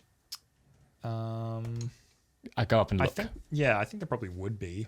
Yeah, It's a long journey, so I was just going to drop some hay in front of the horses so they remain a bit docile. Yeah, and sure. don't really go Yeah. anywhere. So I think there definitely would be some supplies up there because it is a long journey. So yeah, you can find because we are abandoning our only form of transport. Yeah, you find some hay. You find a couple of biscuits, dry biscuits for them as well, and some sugar cubes if you wish. Just try and keep them placated. Yeah, and so you can give them a few like snacks, and they seem to appreciate it. They sort of like give a Now you two be good. approval. Don't you go anywhere. We'll need you later. okay, Cullen. They say no, they don't. Oh my god, I can talk to horses. So what did you get when you were I got a 16. 16? Cool. So you can tell that to begin with, there's footsteps in the dirt as they sort of make their way through. But then the prints become less discreet, and it looks like they've maybe gotten down on their knees and have crawled for a little bit, and you can see that it brushes its way into the ferns. Is the blood going with it? Yeah, there's a small trail of blood with it. So I think someone's been injured and ran off. Okay, we did all we could, right? Well, I mean, we can't just leave them. They're hurt. We need to go. Okay, I'm going in, and I just start going in. I think we should give her some backup, don't you? I'm just going to say that Got my shield up, there and my are sword out. just remember that there's no exceptions if we don't make it to And I, the academy in time. as you say that, I'm gonna just gently put a hand on your shoulder and say, "Well, my friend, there's some hay and biscuits there if you need it." And then I'm going to walk into the ferns. That was so rude, and I'll just walk. I'll follow. Yeah. So this is a pretty perfect time to just get into the exploration activities, the phase of the game. So you said you were moving forward with your shield raise. So when we enter into this sort of like exploration mode, you can each have an activity that you participate in for that time, unless like circumstances change. So if you're raising a shield and sort of like keeping guard, you would actually be doing the defend action, which is you move at half speed with your shield raised, but it means that you have it ready for anything that comes out. You don't have to then try and like pull it out last minute. Mm-hmm. It's probably likely that Milo, you might be trying to track, to try and follow the tracks through if you want to maintain that. And that leaves Kellen. You can decide what you want to spend this time doing. How are you sort of behaving? I think I'm probably going to go with scout, just because someone has to keep our back kind of watched. Cool. Yeah, so you're sort of like moving around a little bit to the sides and to the back to just sort of like keep your eyes fixed on the forest while these two sort of like follow the tracks forward. I think they've got it up front. So yeah. So yeah, you're keeping a good eye out, which means that when you get into an encounter, you're going to give everyone a +1 to initiative because you'll get to give them a forewarning of it.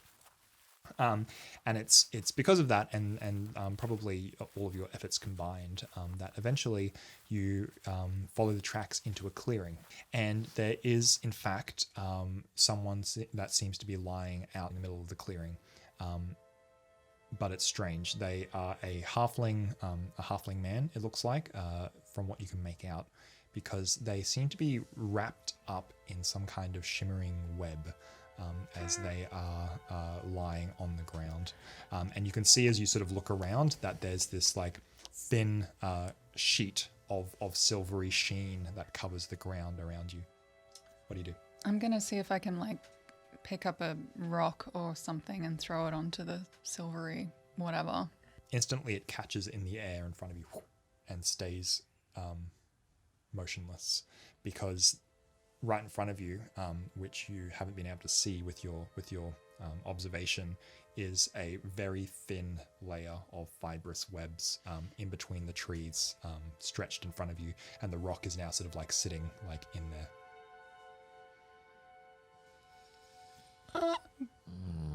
Okay.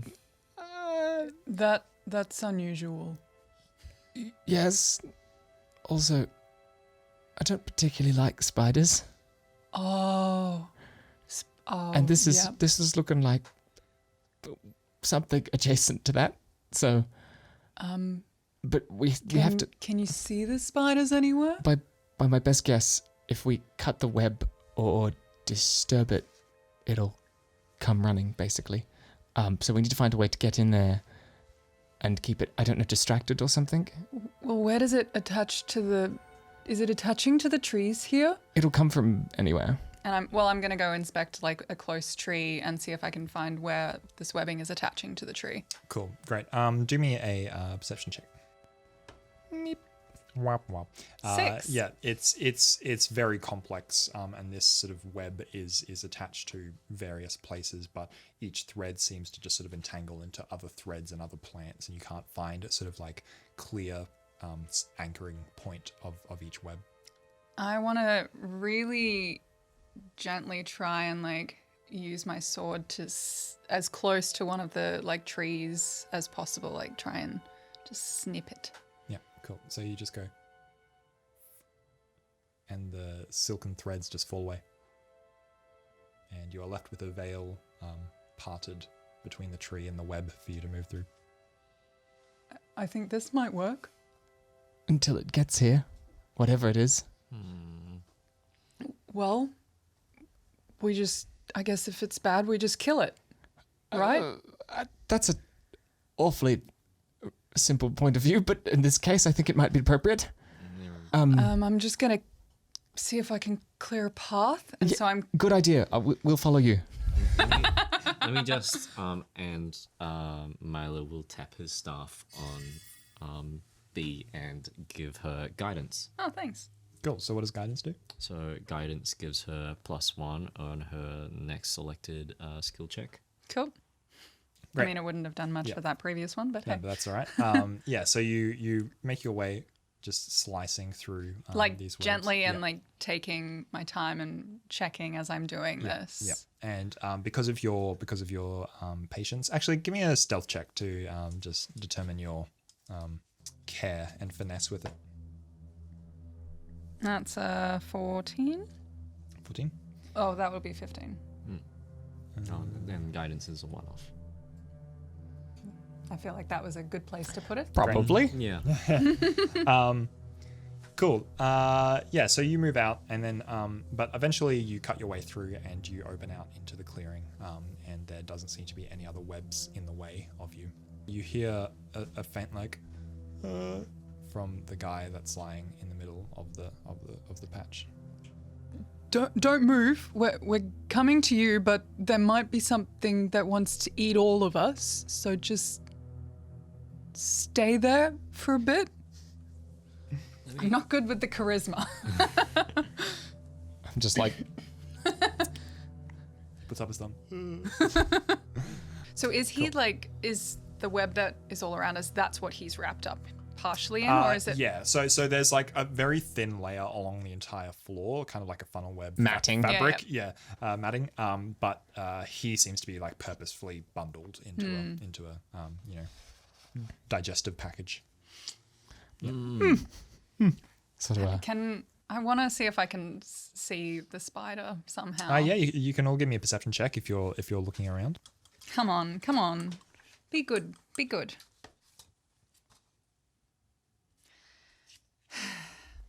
Why did I get new got dice one of for those this? What a sneaky waste. unnatural 20s.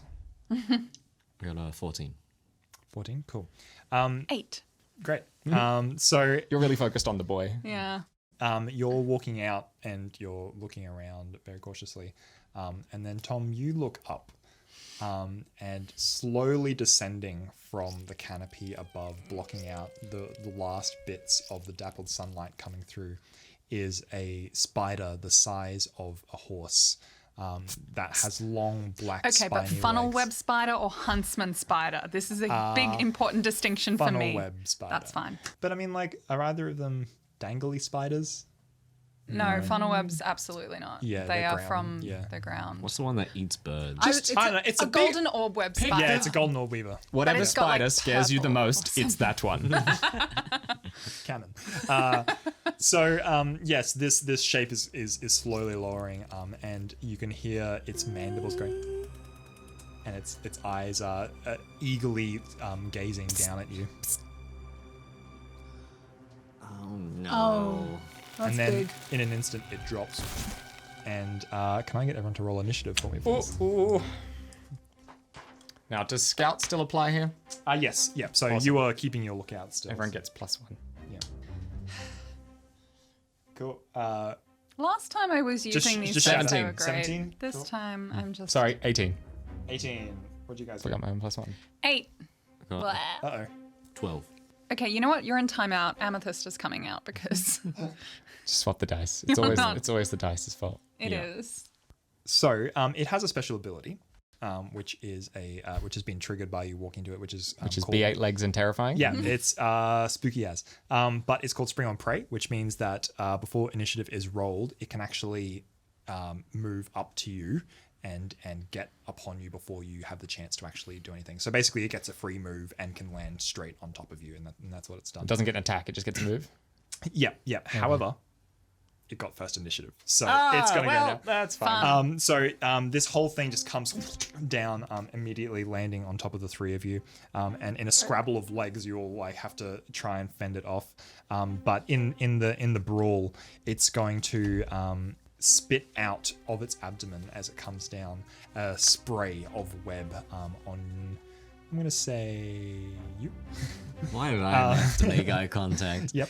Don't look at the So just decide on Milo, the fates. immediately as these two like are wrestling with the legs, you get sprayed by this web, and it sort of knocks you back a little bit, but it does not do very well. So it sprays you with this like sticky web that you get all over yourself, but you're not close enough to anything for it to actually like really affect you. You can sort of like take it off your. It's a very unpleasant feeling. Yes, but nothing else happens. But then it will take a scuttling move towards you, and its fangs will try and pincer towards your neck, which will be a 23. You know that just does it. Yeah. Like it was very close there, but So it's going to do 6 points of damage as these mandibles sink into your skin, and you feel like this burning inside your bloodstream as they sink into it, and not just from the pain. In fact, it has a poison that seems to be injecting into your bloodstream. So can I get you to do a Fortitude saving throw for me, that was please? coming. 13. So you're going to take some poison damage.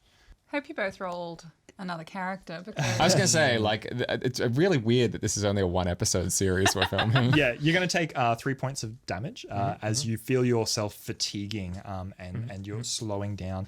In fact, you're actually going to become flat-footed, and then it's going to scuttle away. Oh, wait. Yep.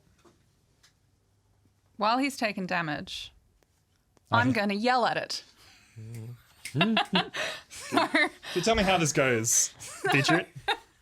So I see it like sink its mandible fangs into you, and because I'm point, you would be middle. So I was actually at the back. Yeah. you're at the back. Okay, so I'm like behind it and see this happen, and I'm just like, "Hey,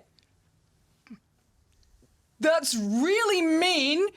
And so I have performed my glimpse of redemption because you, my ally, has been damaged within 15 feet of me. So either you are unharmed or the spider has to be like, no, I am going to do this. And so you will gain a resistance to the triggering damage, which will be 3 resistance. 2 plus your level, I think. And after the damage, then the enemy will be enfeebled 2 until the end of its next turn. Yeah. As you yell, it's you see like this flash of white sort of pass over its eyes. Like each eye just has this like shing like that happens over it, and it kind of like hesitates for a second as it's sort of like sinking into you, and then that's what then causes it to sort of like back up, shake its head a little bit. So you're going to take 3 less damage from that first attack. So you can remove that. Don't get the resistance from the poison, but that's fine. No, yeah. And then it's going to scuttle away from you. Does that resistance apply ongoing, Claire? No, it's just for that attack. Yeah, it's just to that. Okay. No, that's fair. Yeah. So then it scuttles back 25 feet from the 3 of you. Cool. And then that's going to be Kellen. You're going to go next. So you're feeling a bit like dazed and in pain at the moment. I am going to stay near my compatriots because I don't think we should get separated yet. So I'm going to actually pull my hand crossbow out and try and fire off a bolt at the fleeing spider. Yep, great. So you'll spend an action to pull out your hand crossbow. Do you need to spend an action to load it or? It should be loaded by default, Okay, right? cool. Yeah. But yes, We'll say it's got like a contraption a safety. Yeah, It's that got a safety. holds it in there. Yeah. So that's going to be a crit fail. So Ripperino. So I actually just like the band lets go, and it just like gets jammed on my finger, and it really really hurts. And the bolt just kind of like. I think So ow! you probably haven't used this crossbow much before. Like it's never It's been a backup. you've I never don't- had to really use it. I'm a sword guy. So you're trying to figure out the contraption, like what the and it's like it flungs in your hand. You still have an action left. So seeing that that's kind of useless, I'm just going to drop it on the ground and take a defensive stance with my sword. Yeah, cool. So Parry stance. Great. So then Milo. So Milo quickly takes his mirror and starts to rub it a little bit, and a small like translucent shield appears around him, and so he casts shield on himself. Yeah. And then he grabs his staff and he points it at the spider, which no one's in kind of direct in melee with it, right? No. Right. So it's going to light up with like an intricate green and then shoot out a dazzling display of like illusionary colors and lights and like little butterflies. And Milo is casting color spray. Cool. So you open up the rave in the middle of the thing. Yeah. Cool. So tell me how your disco stick works.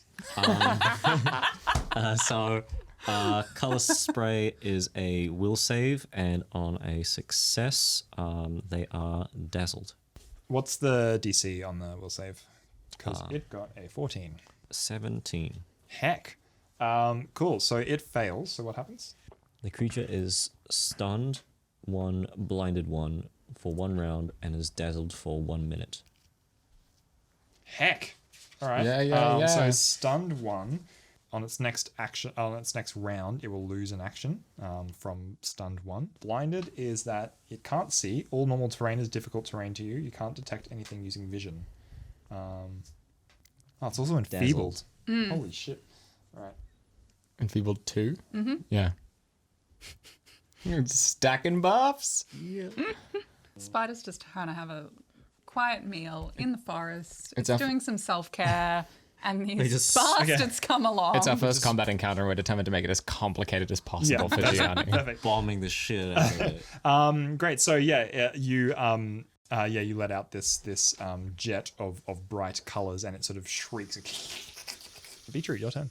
How far away are we from the halfling man? It's probably about 15 feet away from you. I am going to try and go for him and then try and start dragging him back the way we've come. Yep, great. So you charge over to him. He's just lying on the ground. You can hear him just go.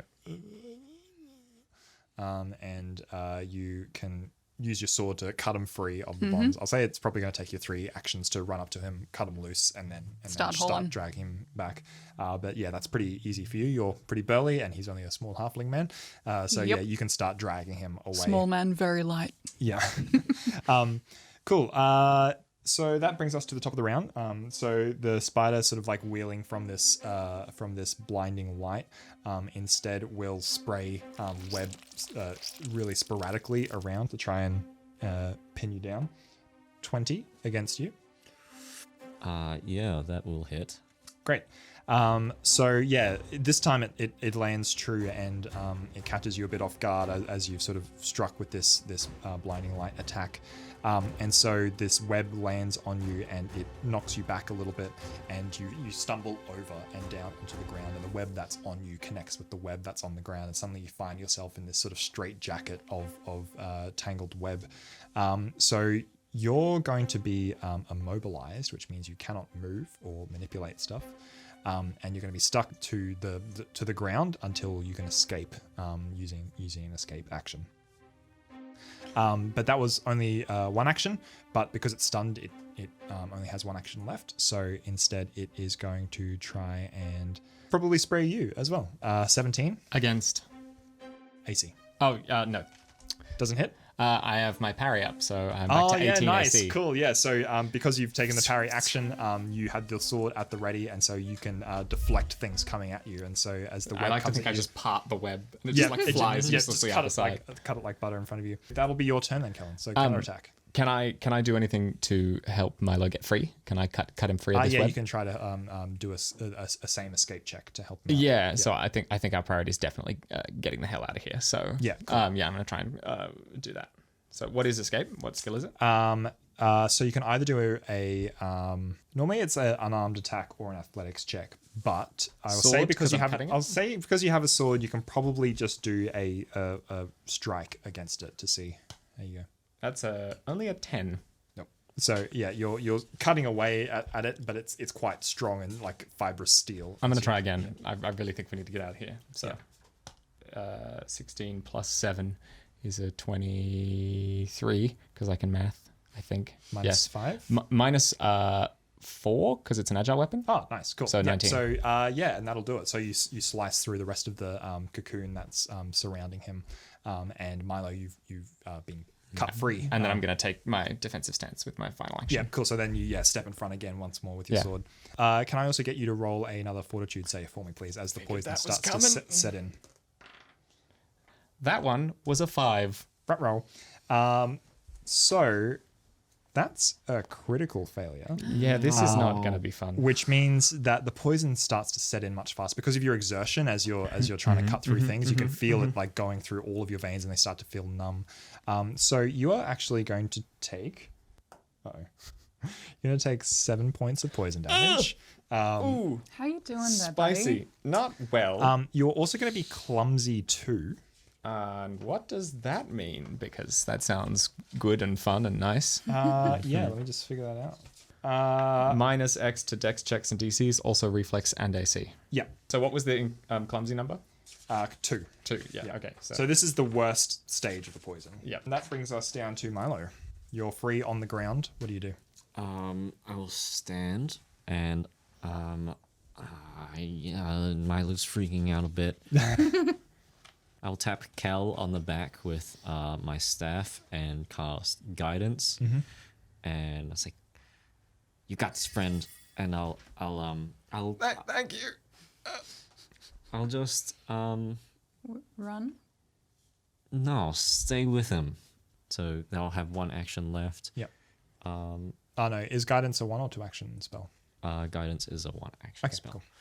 I'll cast shield again and make sure that my AC stays up a little bit.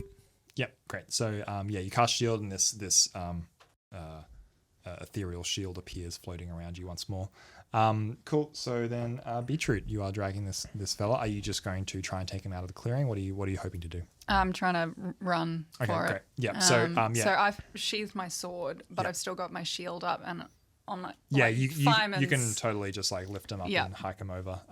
So you throw him over your shoulder, and then with And that you can. I'm run. just steady trot. Kellen is very impressed. Just like, Yeah. So, I'll say you can probably make your way out of the clearing. I assume going back through the cut that you had made through the web. And you exit out of the But I'm the also field. like yelling to you two. I think it's probably time to go. yep, certainly seems that way. Cool. I'll give you one more action if you want to do anything else, because you can probably run out in that time. It's not that far. I mean, I don't know whether I try and grab you as well. Just keep going. Yeah, I think I'm just gonna keep going. But I'm not going so fast that I'm more than like Sure. 15, Yep, 20 feet cool, away no from them. worries. You just make it a suitable amount of distance. Mm-hmm. All right. So then the spider will recover. Just has the two squishy boys left behind. Yeah. And so the two of you are standing there like defiant in the middle of the field. Defiant and a little wobbly, just like... It is no longer stunned, no longer blinded, but it is still dazzled. It seems to be, its eyes aren't really like focusing in on you, but you can see it's like tapping the web like with its feet to try and like detect where you are as it's trying to find you. Once it sort of like has like a match, it starts to just barrel forward to you, and it moves like a truck. It's just like throughout. And it will lunge onto you, Milo, because it has a grudge against you. That's pretty good. I'm going to yell at it. It's still enfeebled 1. You will. Cool. So that is a 24. Oh yeah. Cool. Is that a crit? What's your AC? My AC right now is at a 16. You're fine. Well, fine, subjective. I will Aside from this use, boatload of damage. in addition to the fact that I have the shield spell up, I can use the shield block ability to absorb a bit of damage. Great. Yep. So you use your reaction to swing the shield in front of you as its mandibles come down on you, and it cracks into them. So what's the hardness of your shield? 5. 5. Cool. So you managed to block 5 damage out of that, I think. That's all of the damage. So yeah, it comes down and cracks onto it, and the shield shatters in the air and dissipates. I'm pretty sure that means you can't use it again. Is that right? I think so, yes. Yeah, for a little bit. But you managed to block the attack as it comes down on you. Second attack, which will not work. So yeah, it's just scrabbling against you now as you're sort of like fending it off with your stick and shield. Craquelin, it'll be your turn. Time to go. Kellen is booking it, as they say. Cool. I just tap Milo on the shoulder and say, "It's time to get the hell out of here." And 3 actions of that away. Leg it. Yep, cool. So yeah, you move away, and as you step away from the spider, nothing happens because it does not have attack of opportunity. Don't you do that to me. Don't you do that to me. I'm gonna love doing that this campaign. Just So- like it doesn't have attack of opportunity. When we get to around level 6, that's when we need to be worried. Yeah. It starts to scrabble after you as you pelt out, but ultimately it's just you there, Milo, left standing. So what do you do? It's your turn. Run. I'll run. Cool. I'll use 2 actions to run, and noticing that it was tapping on the webs, I will cast Mage Hand with my last ability to tap the webs and try and distract it with a different motion. Yeah, cool. So I think it's probably like chasing after you. Beatrice, I'm assuming you're just still outside the webbed area. But I feel like I would have. So I'm outside of the webbed area, but you're now in front of me. We're pretty close to the edge of the clearing. Like I probably made it to the edge of the clearing. You're outside. I'm outside of that barrier. Yeah. You're outside of the barrier. Yeah.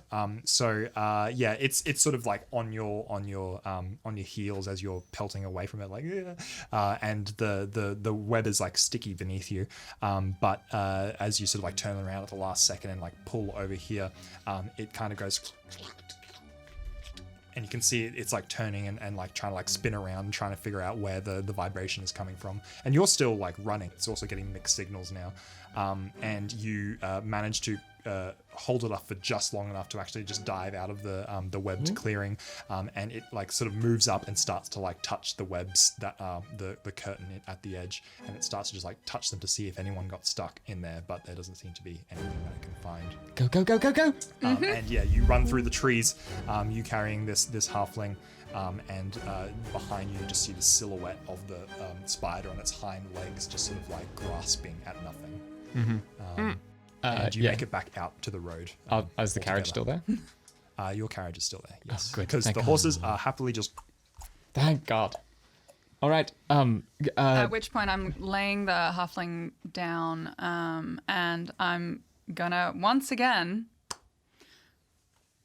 hands, because I'm going to make a desperate prayer, which will restore my focus. I was about to say, this is going to work, but that's okay. All right, one up me. Yep. Yeah. So what does desperate prayer mean? So normally, You used a So I used a focus point, which you have one of. Yep. And normally after you've used it, you need to spend 10 minutes sort of recalibrating and refocusing to get it back.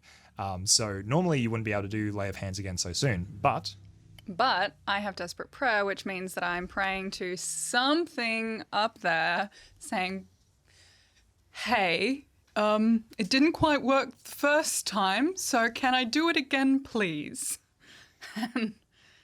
And I feel like you feel like a tickling like on the back of your neck as you feel that familiar warmth like come down. And it's the spider again.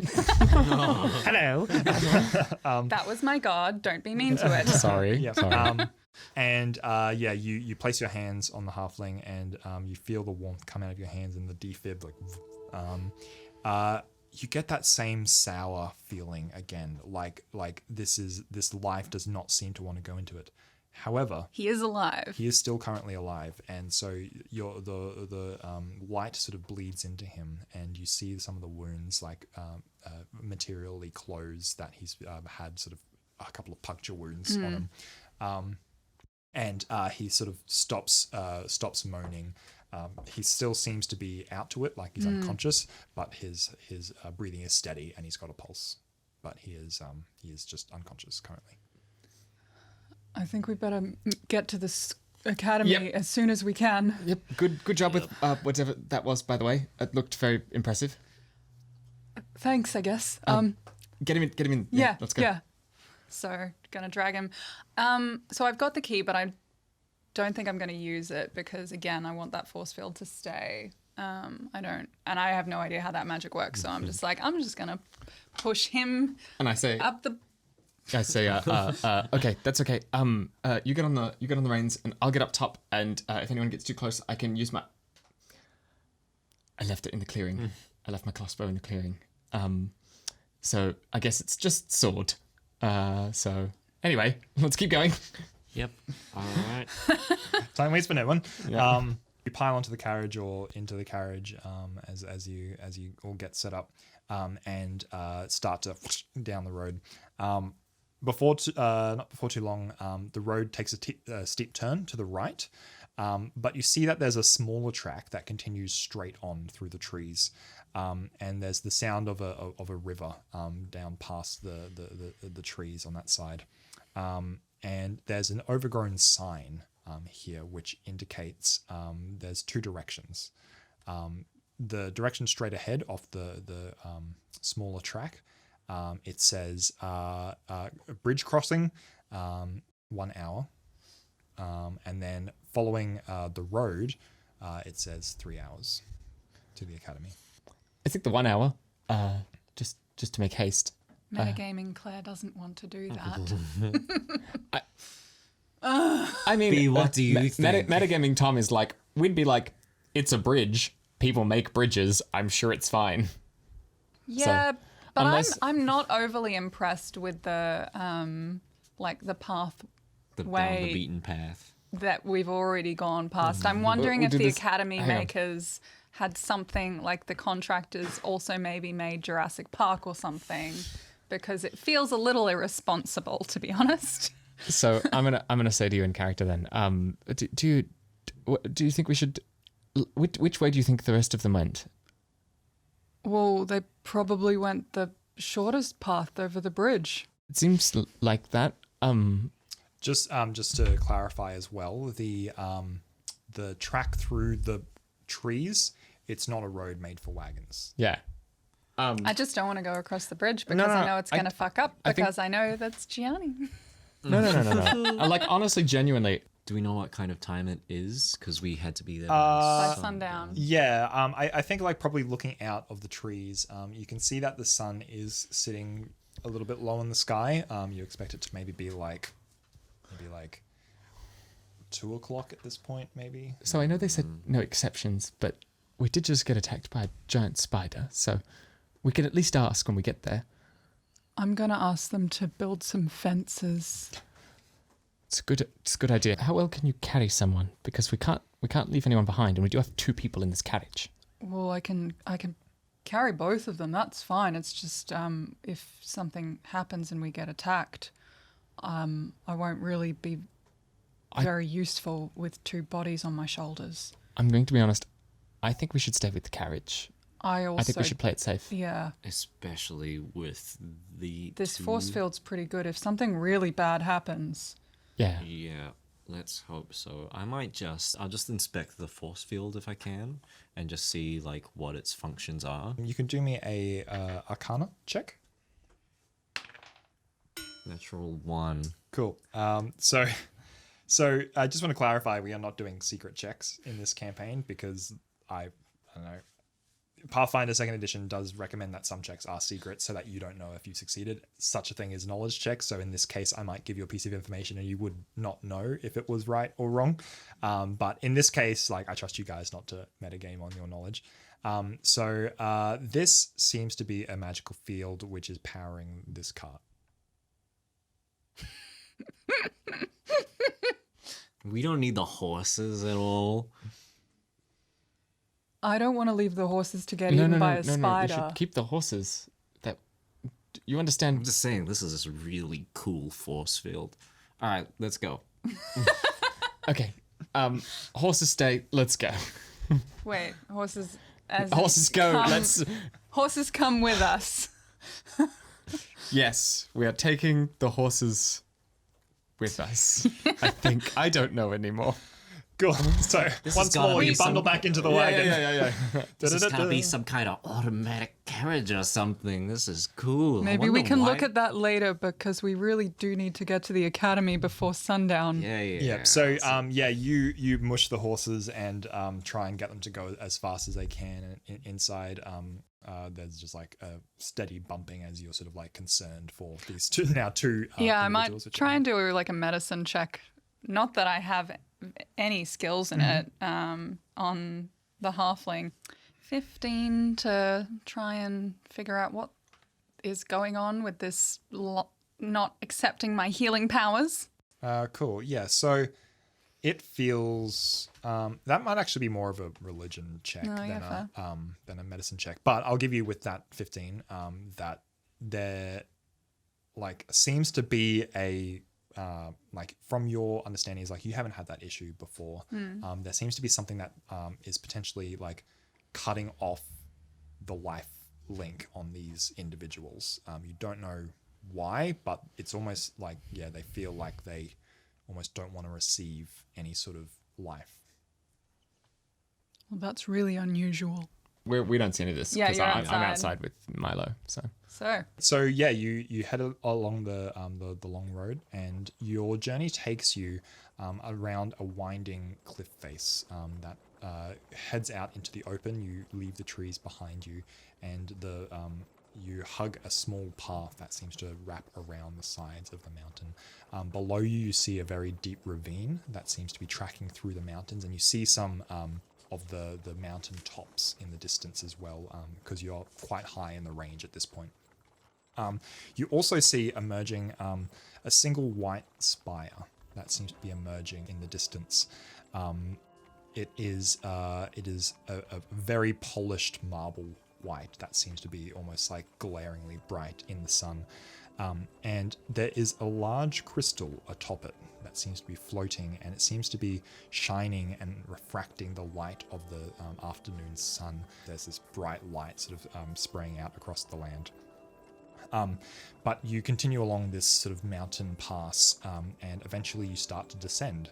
And it brings you down and down and down and down until you get down to a part where the chasm actually sort of quite naturally comes close together, and there is a much shorter cement bridge, stone bridge, that seems to connect these two parts of the mountain. You can see the path on the other side starts to ascend up and up and up and up again around the side of the cliff face. But you are not the only ones here. In fact, as you come down to this stone bridge, you see a large creature that seems to be crouching, squat against the pass. It's sort of leaning up against the bridge. It is a large hulking mass with a little tufts of fur under its armpits that seem to be dangling down like green moss.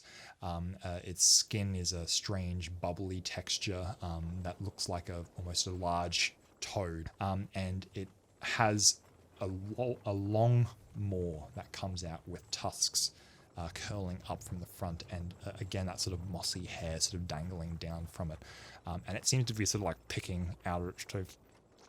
I lean over to Milo and I say, seems like the friendly sort. I mean, might be. I'll just slow down the cart and I'll amble it towards the hulking mass. Cool. I'm going to give you this one. Can you do me a nature check for me, please? It's a 12. 12, cool.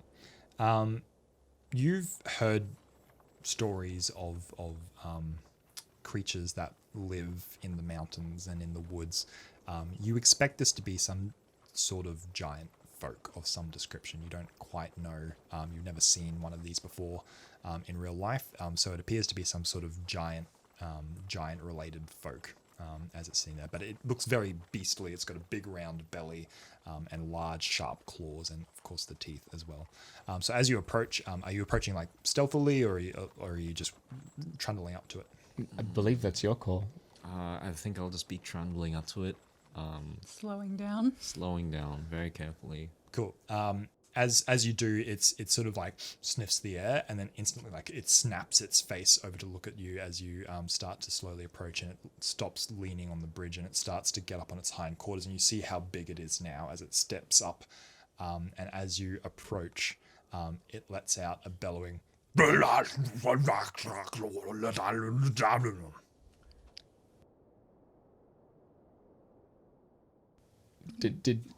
you catch that? Because I didn't. What's going on out there? Can you just shout off what languages you all speak, actually? Common, Elven, and Dwarven. Thank you. Common, Orcish, Gnomish, Halfling, Sylvan, Elven, and Abriel, which is tree. Yeah. Goddamn wizards. Fucking wizards. Common and Orcish. Cool. Great. None of you recognize what is said. I'm gonna say back, normally. Hail and well met. I'm knocking on the windows from inside. Friend, I'm afraid we don't understand you. Do you need anything? And I'm going to just kind of pull out a cookie and just kind of offer it in a greeting. Common? Common? Yes, common. You speak common? Yes. Yes, we do. Would you like a cookie? I'm still in the cart. Oranges and almonds? Cookie? Yes. Sorry, almonds and honey. What is cookie? Food. Very good. Very sweet. Tasty. 'Cause my birthday? Is it your birthday? Yeah, it's my birthday. Happy birthday, friend. Birthday. And he reaches out like a big claw that grabs the cookie and just like plucks it out of your hand. Yeah. Spicy. A little, I guess. So what do you... More? Yes, I do have just a couple left. I guess you can have them if grabs you the want. whole one. Oh, that was the last of them. What's going on out there? I'm still tapping on the I'm gonna like window. go down and be like, I'll cast a message through the glass, and we seem to have made a friend. so It's how old are you? a giant folk. Oh, is he okay? Should I come out? I don't know. That's up to you. Maybe I'll just wait for a bit and see how you guys go. Yeah. Okay. Thanks for that. And then the message kind of like cuts off because that's its limit. How old are you if it's your birthday? This many. Wonderful. No. This many. Wonderful. We were just hoping we could make our way up to the academy. No. No? No. But we gave you the cookies and everything. Don't you want to? No. What would you like? How can we help you? Is something wrong? You Pay it all. Were the cookies not No, to your liking? no. What I do you mean, want? yes. Oh, Very spicy. So the toll is paid with the cookies? No. Yes. No. Oh. All. This many. That many cookies? No. That- Shiny things. That's expensive. That's a lot. how much money do you have? I'm not kidding. Hold on. Let me see. Just one moment, please. Sorry. No. Yes. No yes. moments. Yes, it's coming. Pay It's it coming. all. Yes.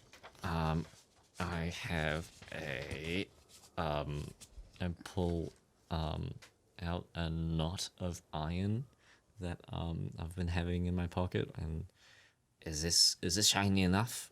And it's just like cold iron that's been bent into a knot And he like reaches down and picks it, and he goes, for good luck. Good luck. Yeah, What's good luck? good luck is good things happen sometimes. By themselves. Is that good? How much good luck? 5 worth good luck? Certainly, especially because it's your birthday. It's extra lucky. Birthday. Yes. I'll Present. "Can you give me a diplomacy check?" can I aid if that's all right? Yeah. So to aid you, roll the same check. So a diplomacy check. If you get over 20, you get to give Kellen a +1. Yep. That is not over 20. No, what'd you get? 20. So he goes, Let me show you how lucky it is. And I hope you've gathered I hope you like it when it's shiny, and I'll cast light on the knot of iron. "Okay, cool. So it Yeah, glows. you do a little gesture, and instantly it just starts to. Do you have to touch it to do that? Maybe you need to take I'm it back. not too sure. I don't think so. I do have the ranged feat. But Oh, the meta magic. yeah. Yeah, cool. So you can extend anything with a range of touch. I think out to 30 feet. I think maybe 15, I think it's out to. 15. Yeah, It's you'll touch. be within 15. So you might have to take a couple of steps forward, but you sort of reach out, and the thing starts to like shine in his hands, and he goes, See? Extra lucky. Extra lucky. Yes. Okay. and he like you can see he's got like a little like sack over by the bridge, and he picks it up, and you hear like a jingling of coins inside, and he goes, ding. And looks inside, and you can see like a little light coming out of the bag. What was your name, friend? Mostro. Mostro? Mostro. Mostro. Mostro. I'll get it eventually. Mostro. Well, lovely to meet you. Mosh. And he dangles Mosh? like the moss. Oh, Mostro. Mostro. Mostro. Yeah. Happy birthday, Mostro. Thank you. All You right. want to stay? Unfortunately, we're already very late. Yes. But maybe we'll come visit sometime. And we'll tell everyone it's your birthday. When it's not my birthday. No one comes visit Mostro on his birthday. Oh. Well, goodbye. I was waiting for it. We'll make sure we'll tell everyone. Okay. And he sort of like steps to the side and says, You can go. Thank you. and he kind of just like plays with his fingers. Goodbye, friend. And the carriage trundles past, and he kind of like watches it. And Hey.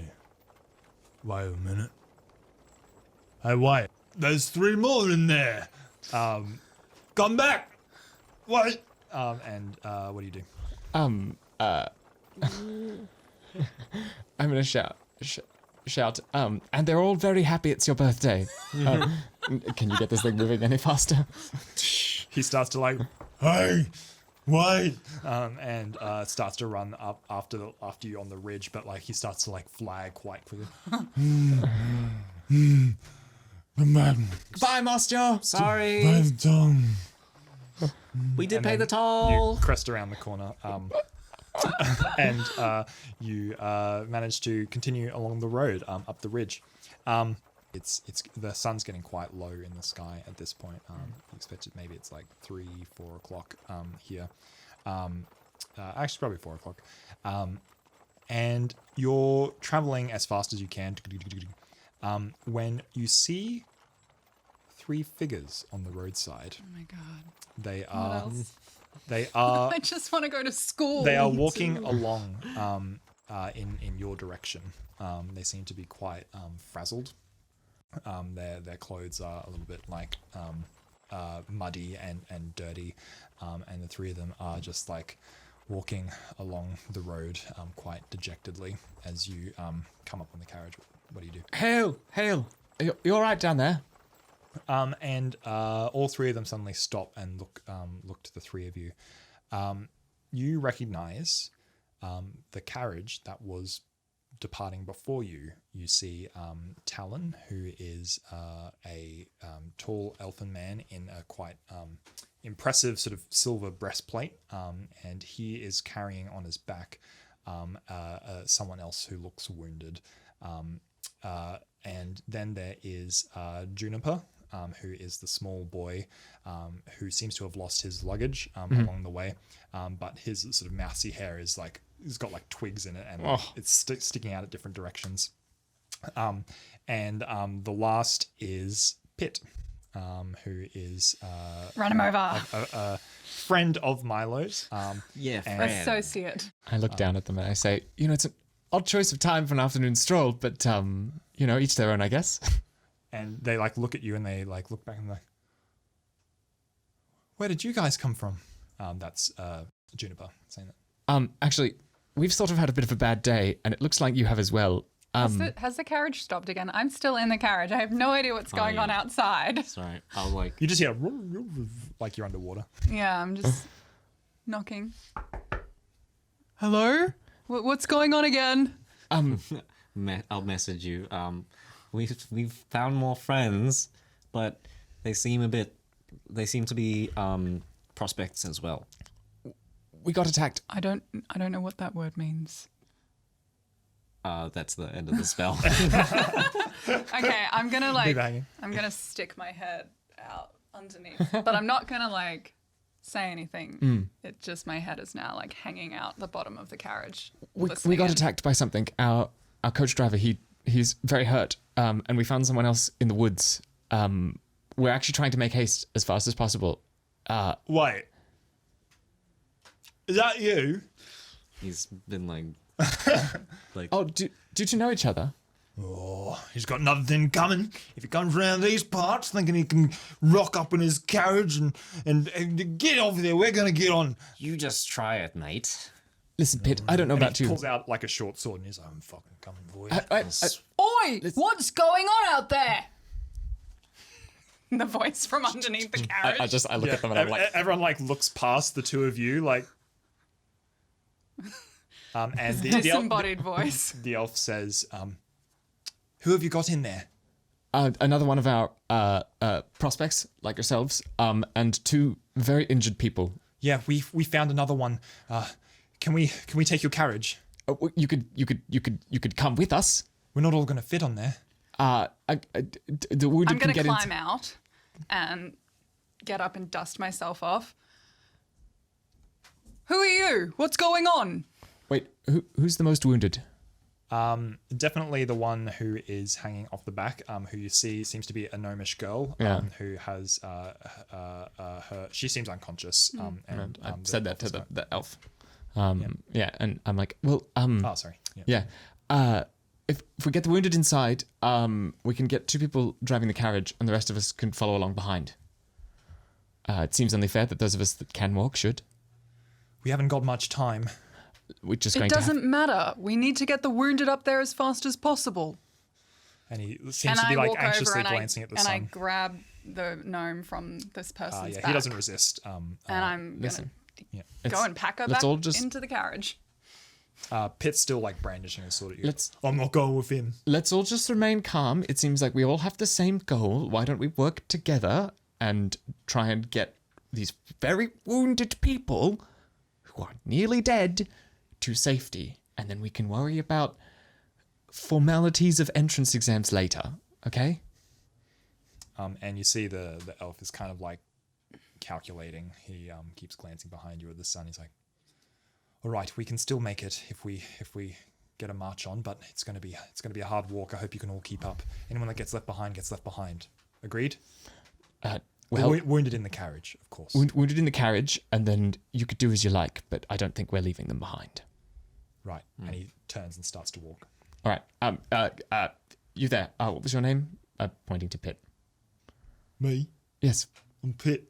Pitt, can you help get the wounded? Who are you? You've got it. Yeah, I've already done. The name's Kellen. Under better circumstances, I'd say it's lovely to meet you, but you It's not. you seem a bit antagonistic. So What's a pretty boy like you coming to the academy like this? Well, they only take the prettiest, you know. I'm surprised they took you in. Oh! Do you get like a Wait. bonus for your one line? Can I roll a bon mod on him? Yeah, sure. Yeah, that's a 23. Yeah, he like takes a minute to just like,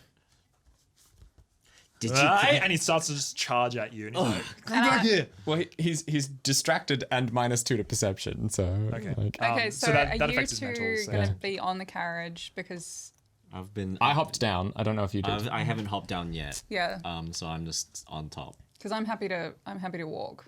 Yeah. I was going to walk, honestly. I am a small boy. I'm just gonna jog. so yeah, Pit runs at you, Okay. just like flailing, like, Yeah. Get you through that. I'm just going to try and sort of just dodge out of the way and just kind of let him sort of just. I'm not going to attack back, essentially. okay, sure. I'm going to use my sword, but I'm not going to retaliate. I'm just going to block. Okay, cool. Well, he'll make an attack against you then. That's pretty good. So I've bundled the gnome into the thing as well, and I've come back out. Oh, I still have all my negs, don't I? Because like they wouldn't have gone away, would they? The poison. Oh fuck! I should have kept rolling for you. Give me one more check Fortitude, to see how yeah. you go. That's a 20. Yeah, cool. You would have recovered. that. Redcon that I'm Yep. hurt but fine. Yeah, sure. It took a while and it sort of bedraggled you down quite low, but you managed to get back up on your feet. Yeah, so he throws a fist at you for a 25. Yeah, that's going to do it. Yeah, cool. So he And socks as soon you as in the he face. does, Yes, there it is. There it is. I'm gonna be so annoying with this. What do you think you're doing? He kind of like, and you see his eyes flash like that same white, and he's kind of like, You know better than that. right, just don't come at me again, all right? I'll get you. But Sure thing. he holds his fist back and he doesn't sock you. All right. Now, there's one spot left on the carriage. What about that little one? I don't think he's going to be very good at getting. Yes, of course. Oh no, it's okay. You guys can go. I can walk. Get on. Get on the carriage. Okay. Pitt, you're with us. Stupid anyway. We'll see you up there. Make sure that they get the help they need. Yeah. I don't want to leave you guys though. You can keep a medium pace and we can jog beside you. I'll do as best I can. I can jog. Yeah. I'll try and keep a nice pace. All right. So sorry, who's on the carriage? So you're on the carriage. Juniper's on the carriage. We're going to be running beside it. Talon and Pitt also. Yeah. And the elf has already struck out ahead, I Yep. think. Yep. Talon's gone ahead. Yeah.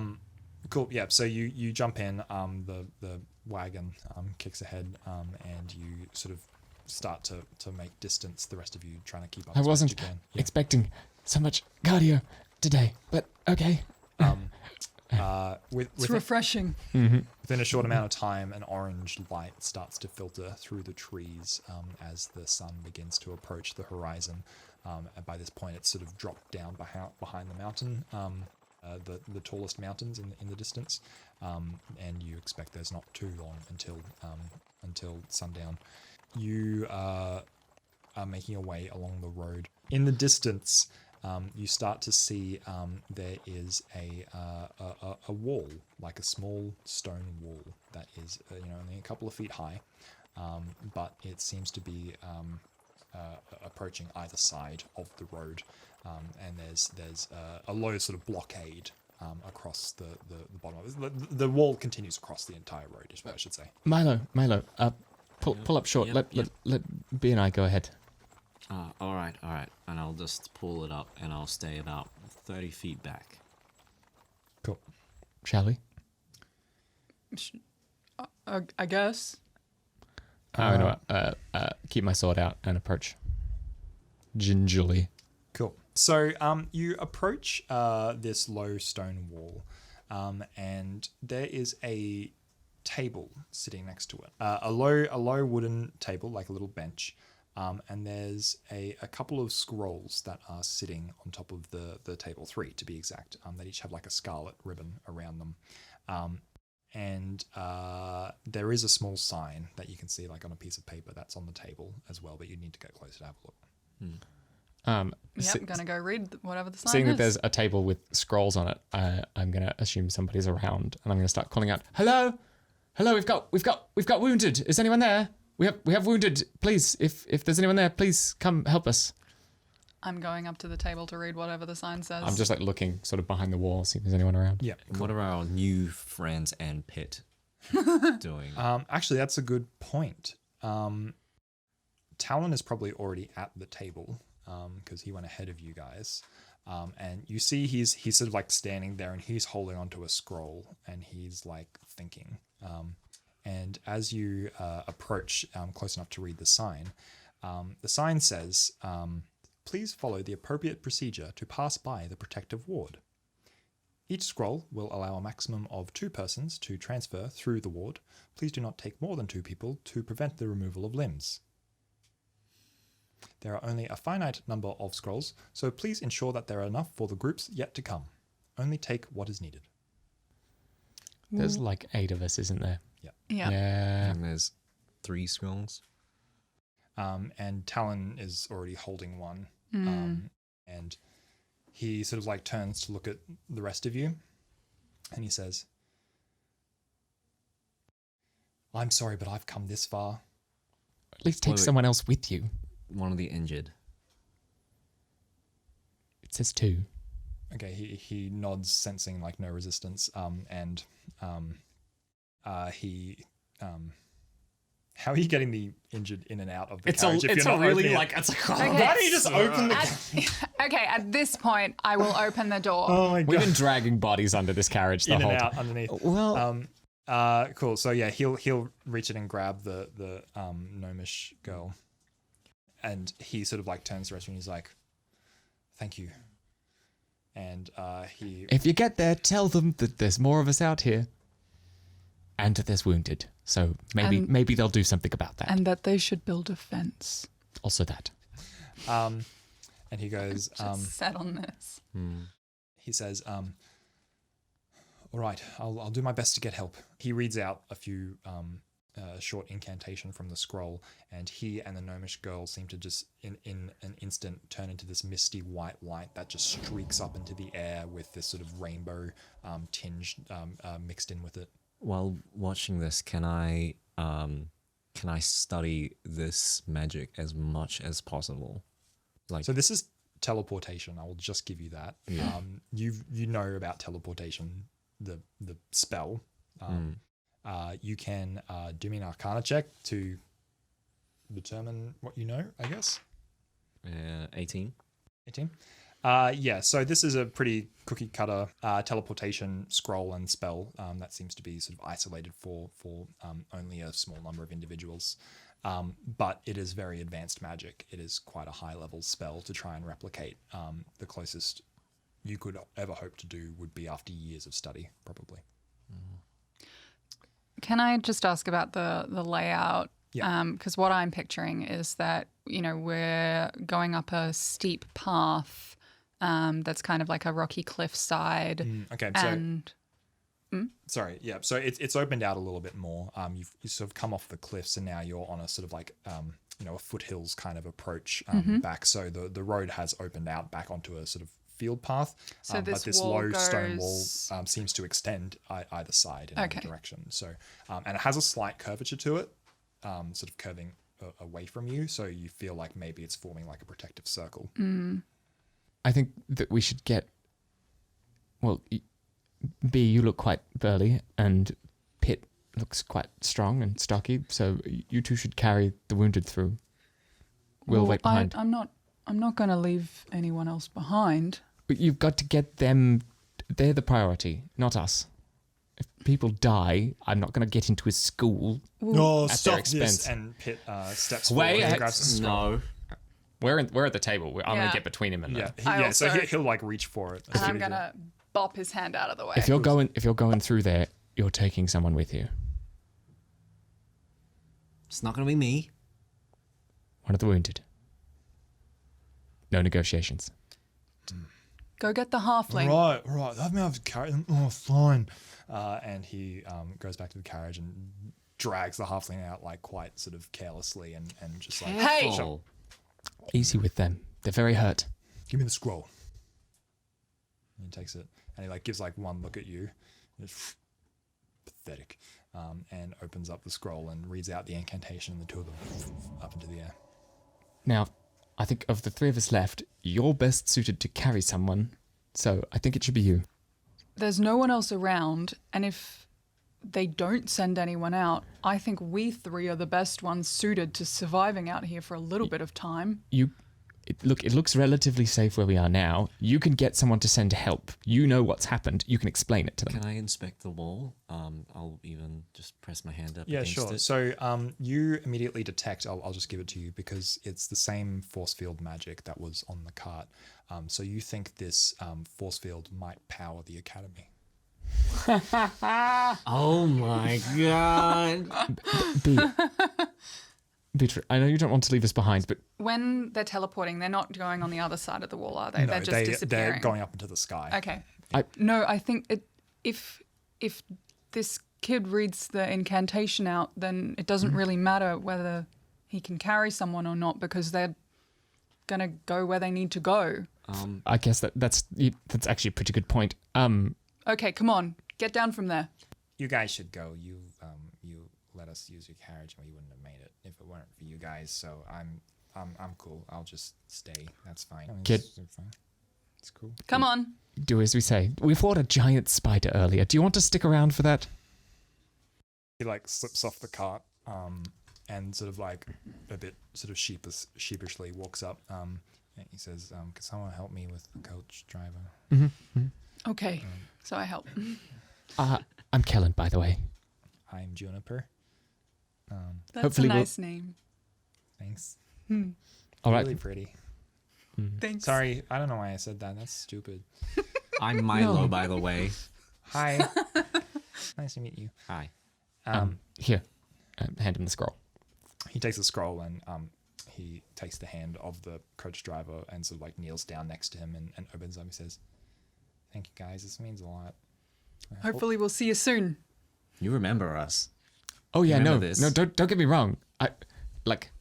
When you get there, you tell them to send someone. We're not dying out here. No. This is not. Okay. Send the cavalry, please. All right. Bye. No, wait. He reads out an incantation. What? Put it there. Wait, and he's got to cast a spell. Oh, I'm gonna have it. Okay. All right. And he puts down the No, scroll. wait. Oh, And I put a hand on him and I cast Arcane Sigil and this little Are you branding this kid? swirls on his hand. And I say, this is a reminder of what we did for you. Also, it's proof that we're here. Tell them to send someone. okay, I'm going. Just let me go. And he reads the incantation of Giant spider. Do again. not want to be here. and so it's just the three of you left out in this field. The sun is now sort of well and truly down below the mountains, and you sort of all begin to realize that like it's dark now. Like it's pretty much sundown. What are we going to do about the horses? Because, I mean, we can get in the carriage, but they're not... Did the kid say wolves? Oh, we fought a big spider. The wolves aren't that much harder. Small correction. We ran very fast away from a big spider. I reckon we could have taken it. Milo, you hear a shing, and on the table are 3 scrolls with a blue ribbon around each of them. They had red ribbons before, didn't they? I'll open one up.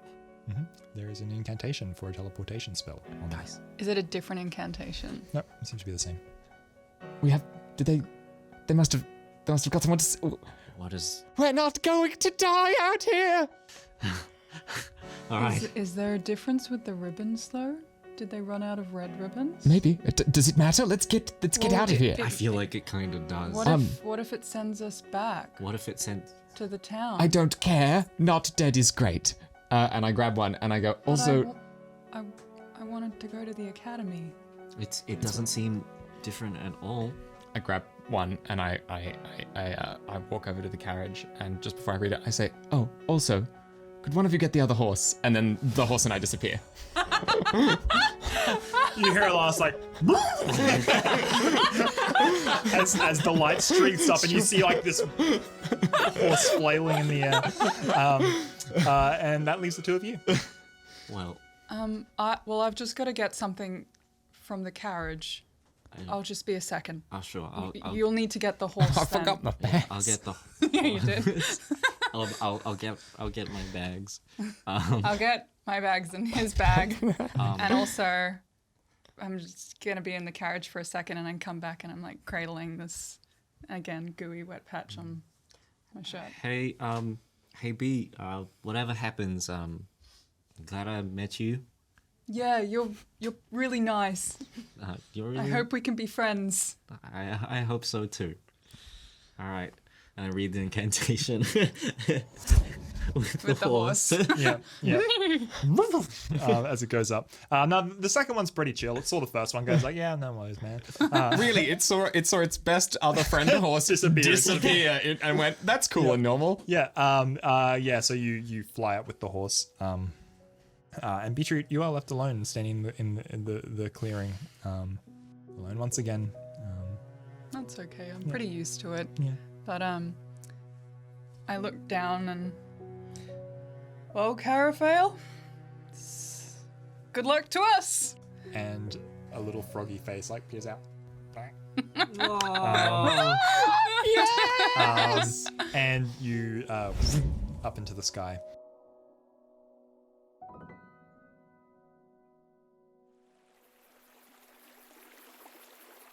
Three of you, after a moment, I swear to God, if we were back What in the does getting goddamn teleported town. feel like, by the way? so you feel like you are plummeting through an endless just hole, like you are just falling and falling and falling and falling and falling. Gianni, why would you say things like that? Oh right? well, why would you interpret things like that? You are just tumbling into an abyss, and but then before too long, you find yourselves falling straight down into earth, and without any feeling of impact. There's no like shuddering or breaking of legs or anything. You just feel like you've fallen for like 100 feet, and then suddenly you are just there, like on the ground in the exact same bodily position you were holding the scroll. And the three of you are together still with two horses. Clutching That kind of like tight. one of them still just like eating a biscuit that you had on you. And you find yourselves at the bottom of a green hill, or a grassy green hill. A crude stone stairwell leads up from where you are to the ridge at the top. And you're standing next to a bubbling river. And on the other side, you recognize the woods and the sort of, you can almost see like the cliff path that you were traversing through. You can see a couple of bridges along the way. But you are not alone. There are small huddles of people that are looking around at your group as where you have come down and landed. They are groups of 3 or 4. You recognize a lot of them from the students that were there when you left. All the other potential applicants. Are there any other horses? There are no other horses. Yes. You fools! Yes. Also, I got your bag. Oh, right. Thank you.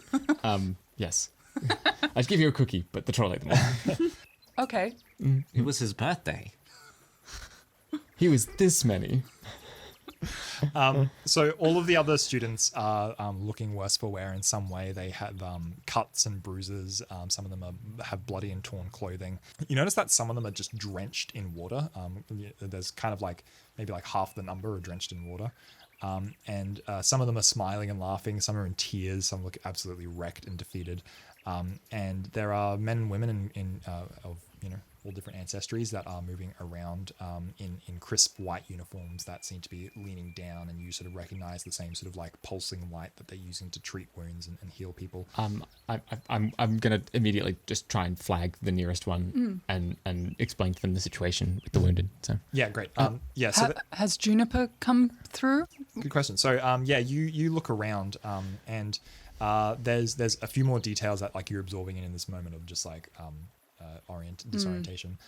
You notice that like most of the groups have someone unconscious lying on the ground with them, and you are right next to the other three that came through, and all of their all the people they brought through as well are on the ground, but there's something strange, and as you're sort of like looking at the wounded that are on the ground, you realize that they're a bit odd. They don't look like real people. In fact, they're more just kind of like stone mannequins that have like sketched faces like painted onto them. I've been had. And Twice. there's the halfling that you carried this entire time sort of stares back at you with black painted eyes. That's horrific. And there are more groups still coming. There's a couple that sort of like being down next to you on the grassy hill, but you hear a whoosh behind you as a streak of light comes crashing down into the river behind you, and you see that there are people climbing out of the riverbanks, and they're holding these scrolls with red ribbons on them. Well, I want to check and make sure that the other three, well, at least Juniper and Talon are okay. Yeah. I go to like I go to flag down the nearest person. I say, "Excuse me, you have to see about the wound." Oh, damn it! And then I just go and like sit. I actually just go and hug the horse. Yeah, cool. I'm just like, oh. And it starts to just like lick your pockets where you had some of the snacks before. I pull out some crumbs and I'm like, it's been a day, friend. You see that Juniper and Talon are sitting there. Pitt is there as well, like quite sort of like flustered and befuddled. Juniper is just sort of like surprised. He's almost on the verge of tears, but he's like, "We made it." What are you doing? I'm just eyeing off Pitt. Just giving him the old stank eye. Yeah, he's staring back at you as well. And so a familiar voice carries down over the valley, and you hear, "Well then," and you see Dean Permis standing up on his soapbox at the top of the ridge, as there are stragglers still coming out of the river, and he says, "I believe that is everyone who would be having a hope of making it." And he sort of like clicks his fingers, Dark. And then the flashes of light stop. And he sort of like checks the sky, and he says, "Hopefully now all you understand, perhaps some more than others." And he sort of throws a look at some of the people coming out of the river, "that there are no easy lessons here at the academy. Regardless, you have all made it past the first step of the admissions. There is only one trial remaining left at the academy. Wait, that was a test? If you would please follow me." He picks up his soapbox. Yep. Can I bring Frostmane? One of the like clerks nearby in crisp right uniform goes, "We'll take the horses. We We'll make formed sure an they're unshakable bond. stable." I'm We've been sure through a you lot did. together. Yep, I'm sure you did. Okay. Just look after Frostbane for me. Okay. We try not to bond too much with the admissions animals. No, I'm kidding. That's dark. Have you considered installing better fences? Just seemed very dangerous. That's the point. And they walk off with carrying a Just pull triage my of people. arms and I'm just like, Yep. not okay with this. The dean picks up his soapbox and he begins sort of just like walking up the remainder of the stairs, and students start to pour in after prospective students start to pour in after him. And as you crest over the hill, you see that the sun is still you are on a ridge, and then that the sun is actually still coming down over from the lower We valley. just here. shattered. Yeah, and there is a bright orange light that is sort of painting the horizon as you crest over it. That looks pretty. Yeah, and the entire mountain range and the forest and everything that surrounds it is painted a fiery orange. But immediately in front of you is a very wide and very long stone bridge that crosses this immense chasm in between you and a sprawling collection of marble white buildings, spires and towers and domes that seem to scatter across the landscape on the other side of the chasm. They're all the same polished stone, and they all are turned orange in the sunset light. A waterfall as wide and as tall as a mountain is sort of cresting off into the chasm below, where there's a roaring river.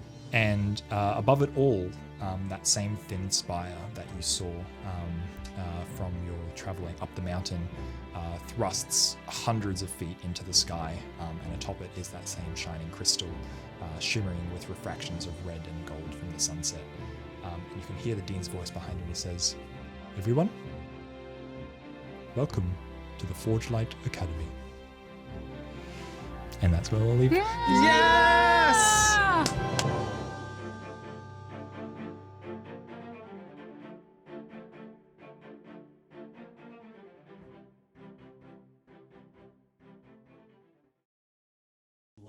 Okay.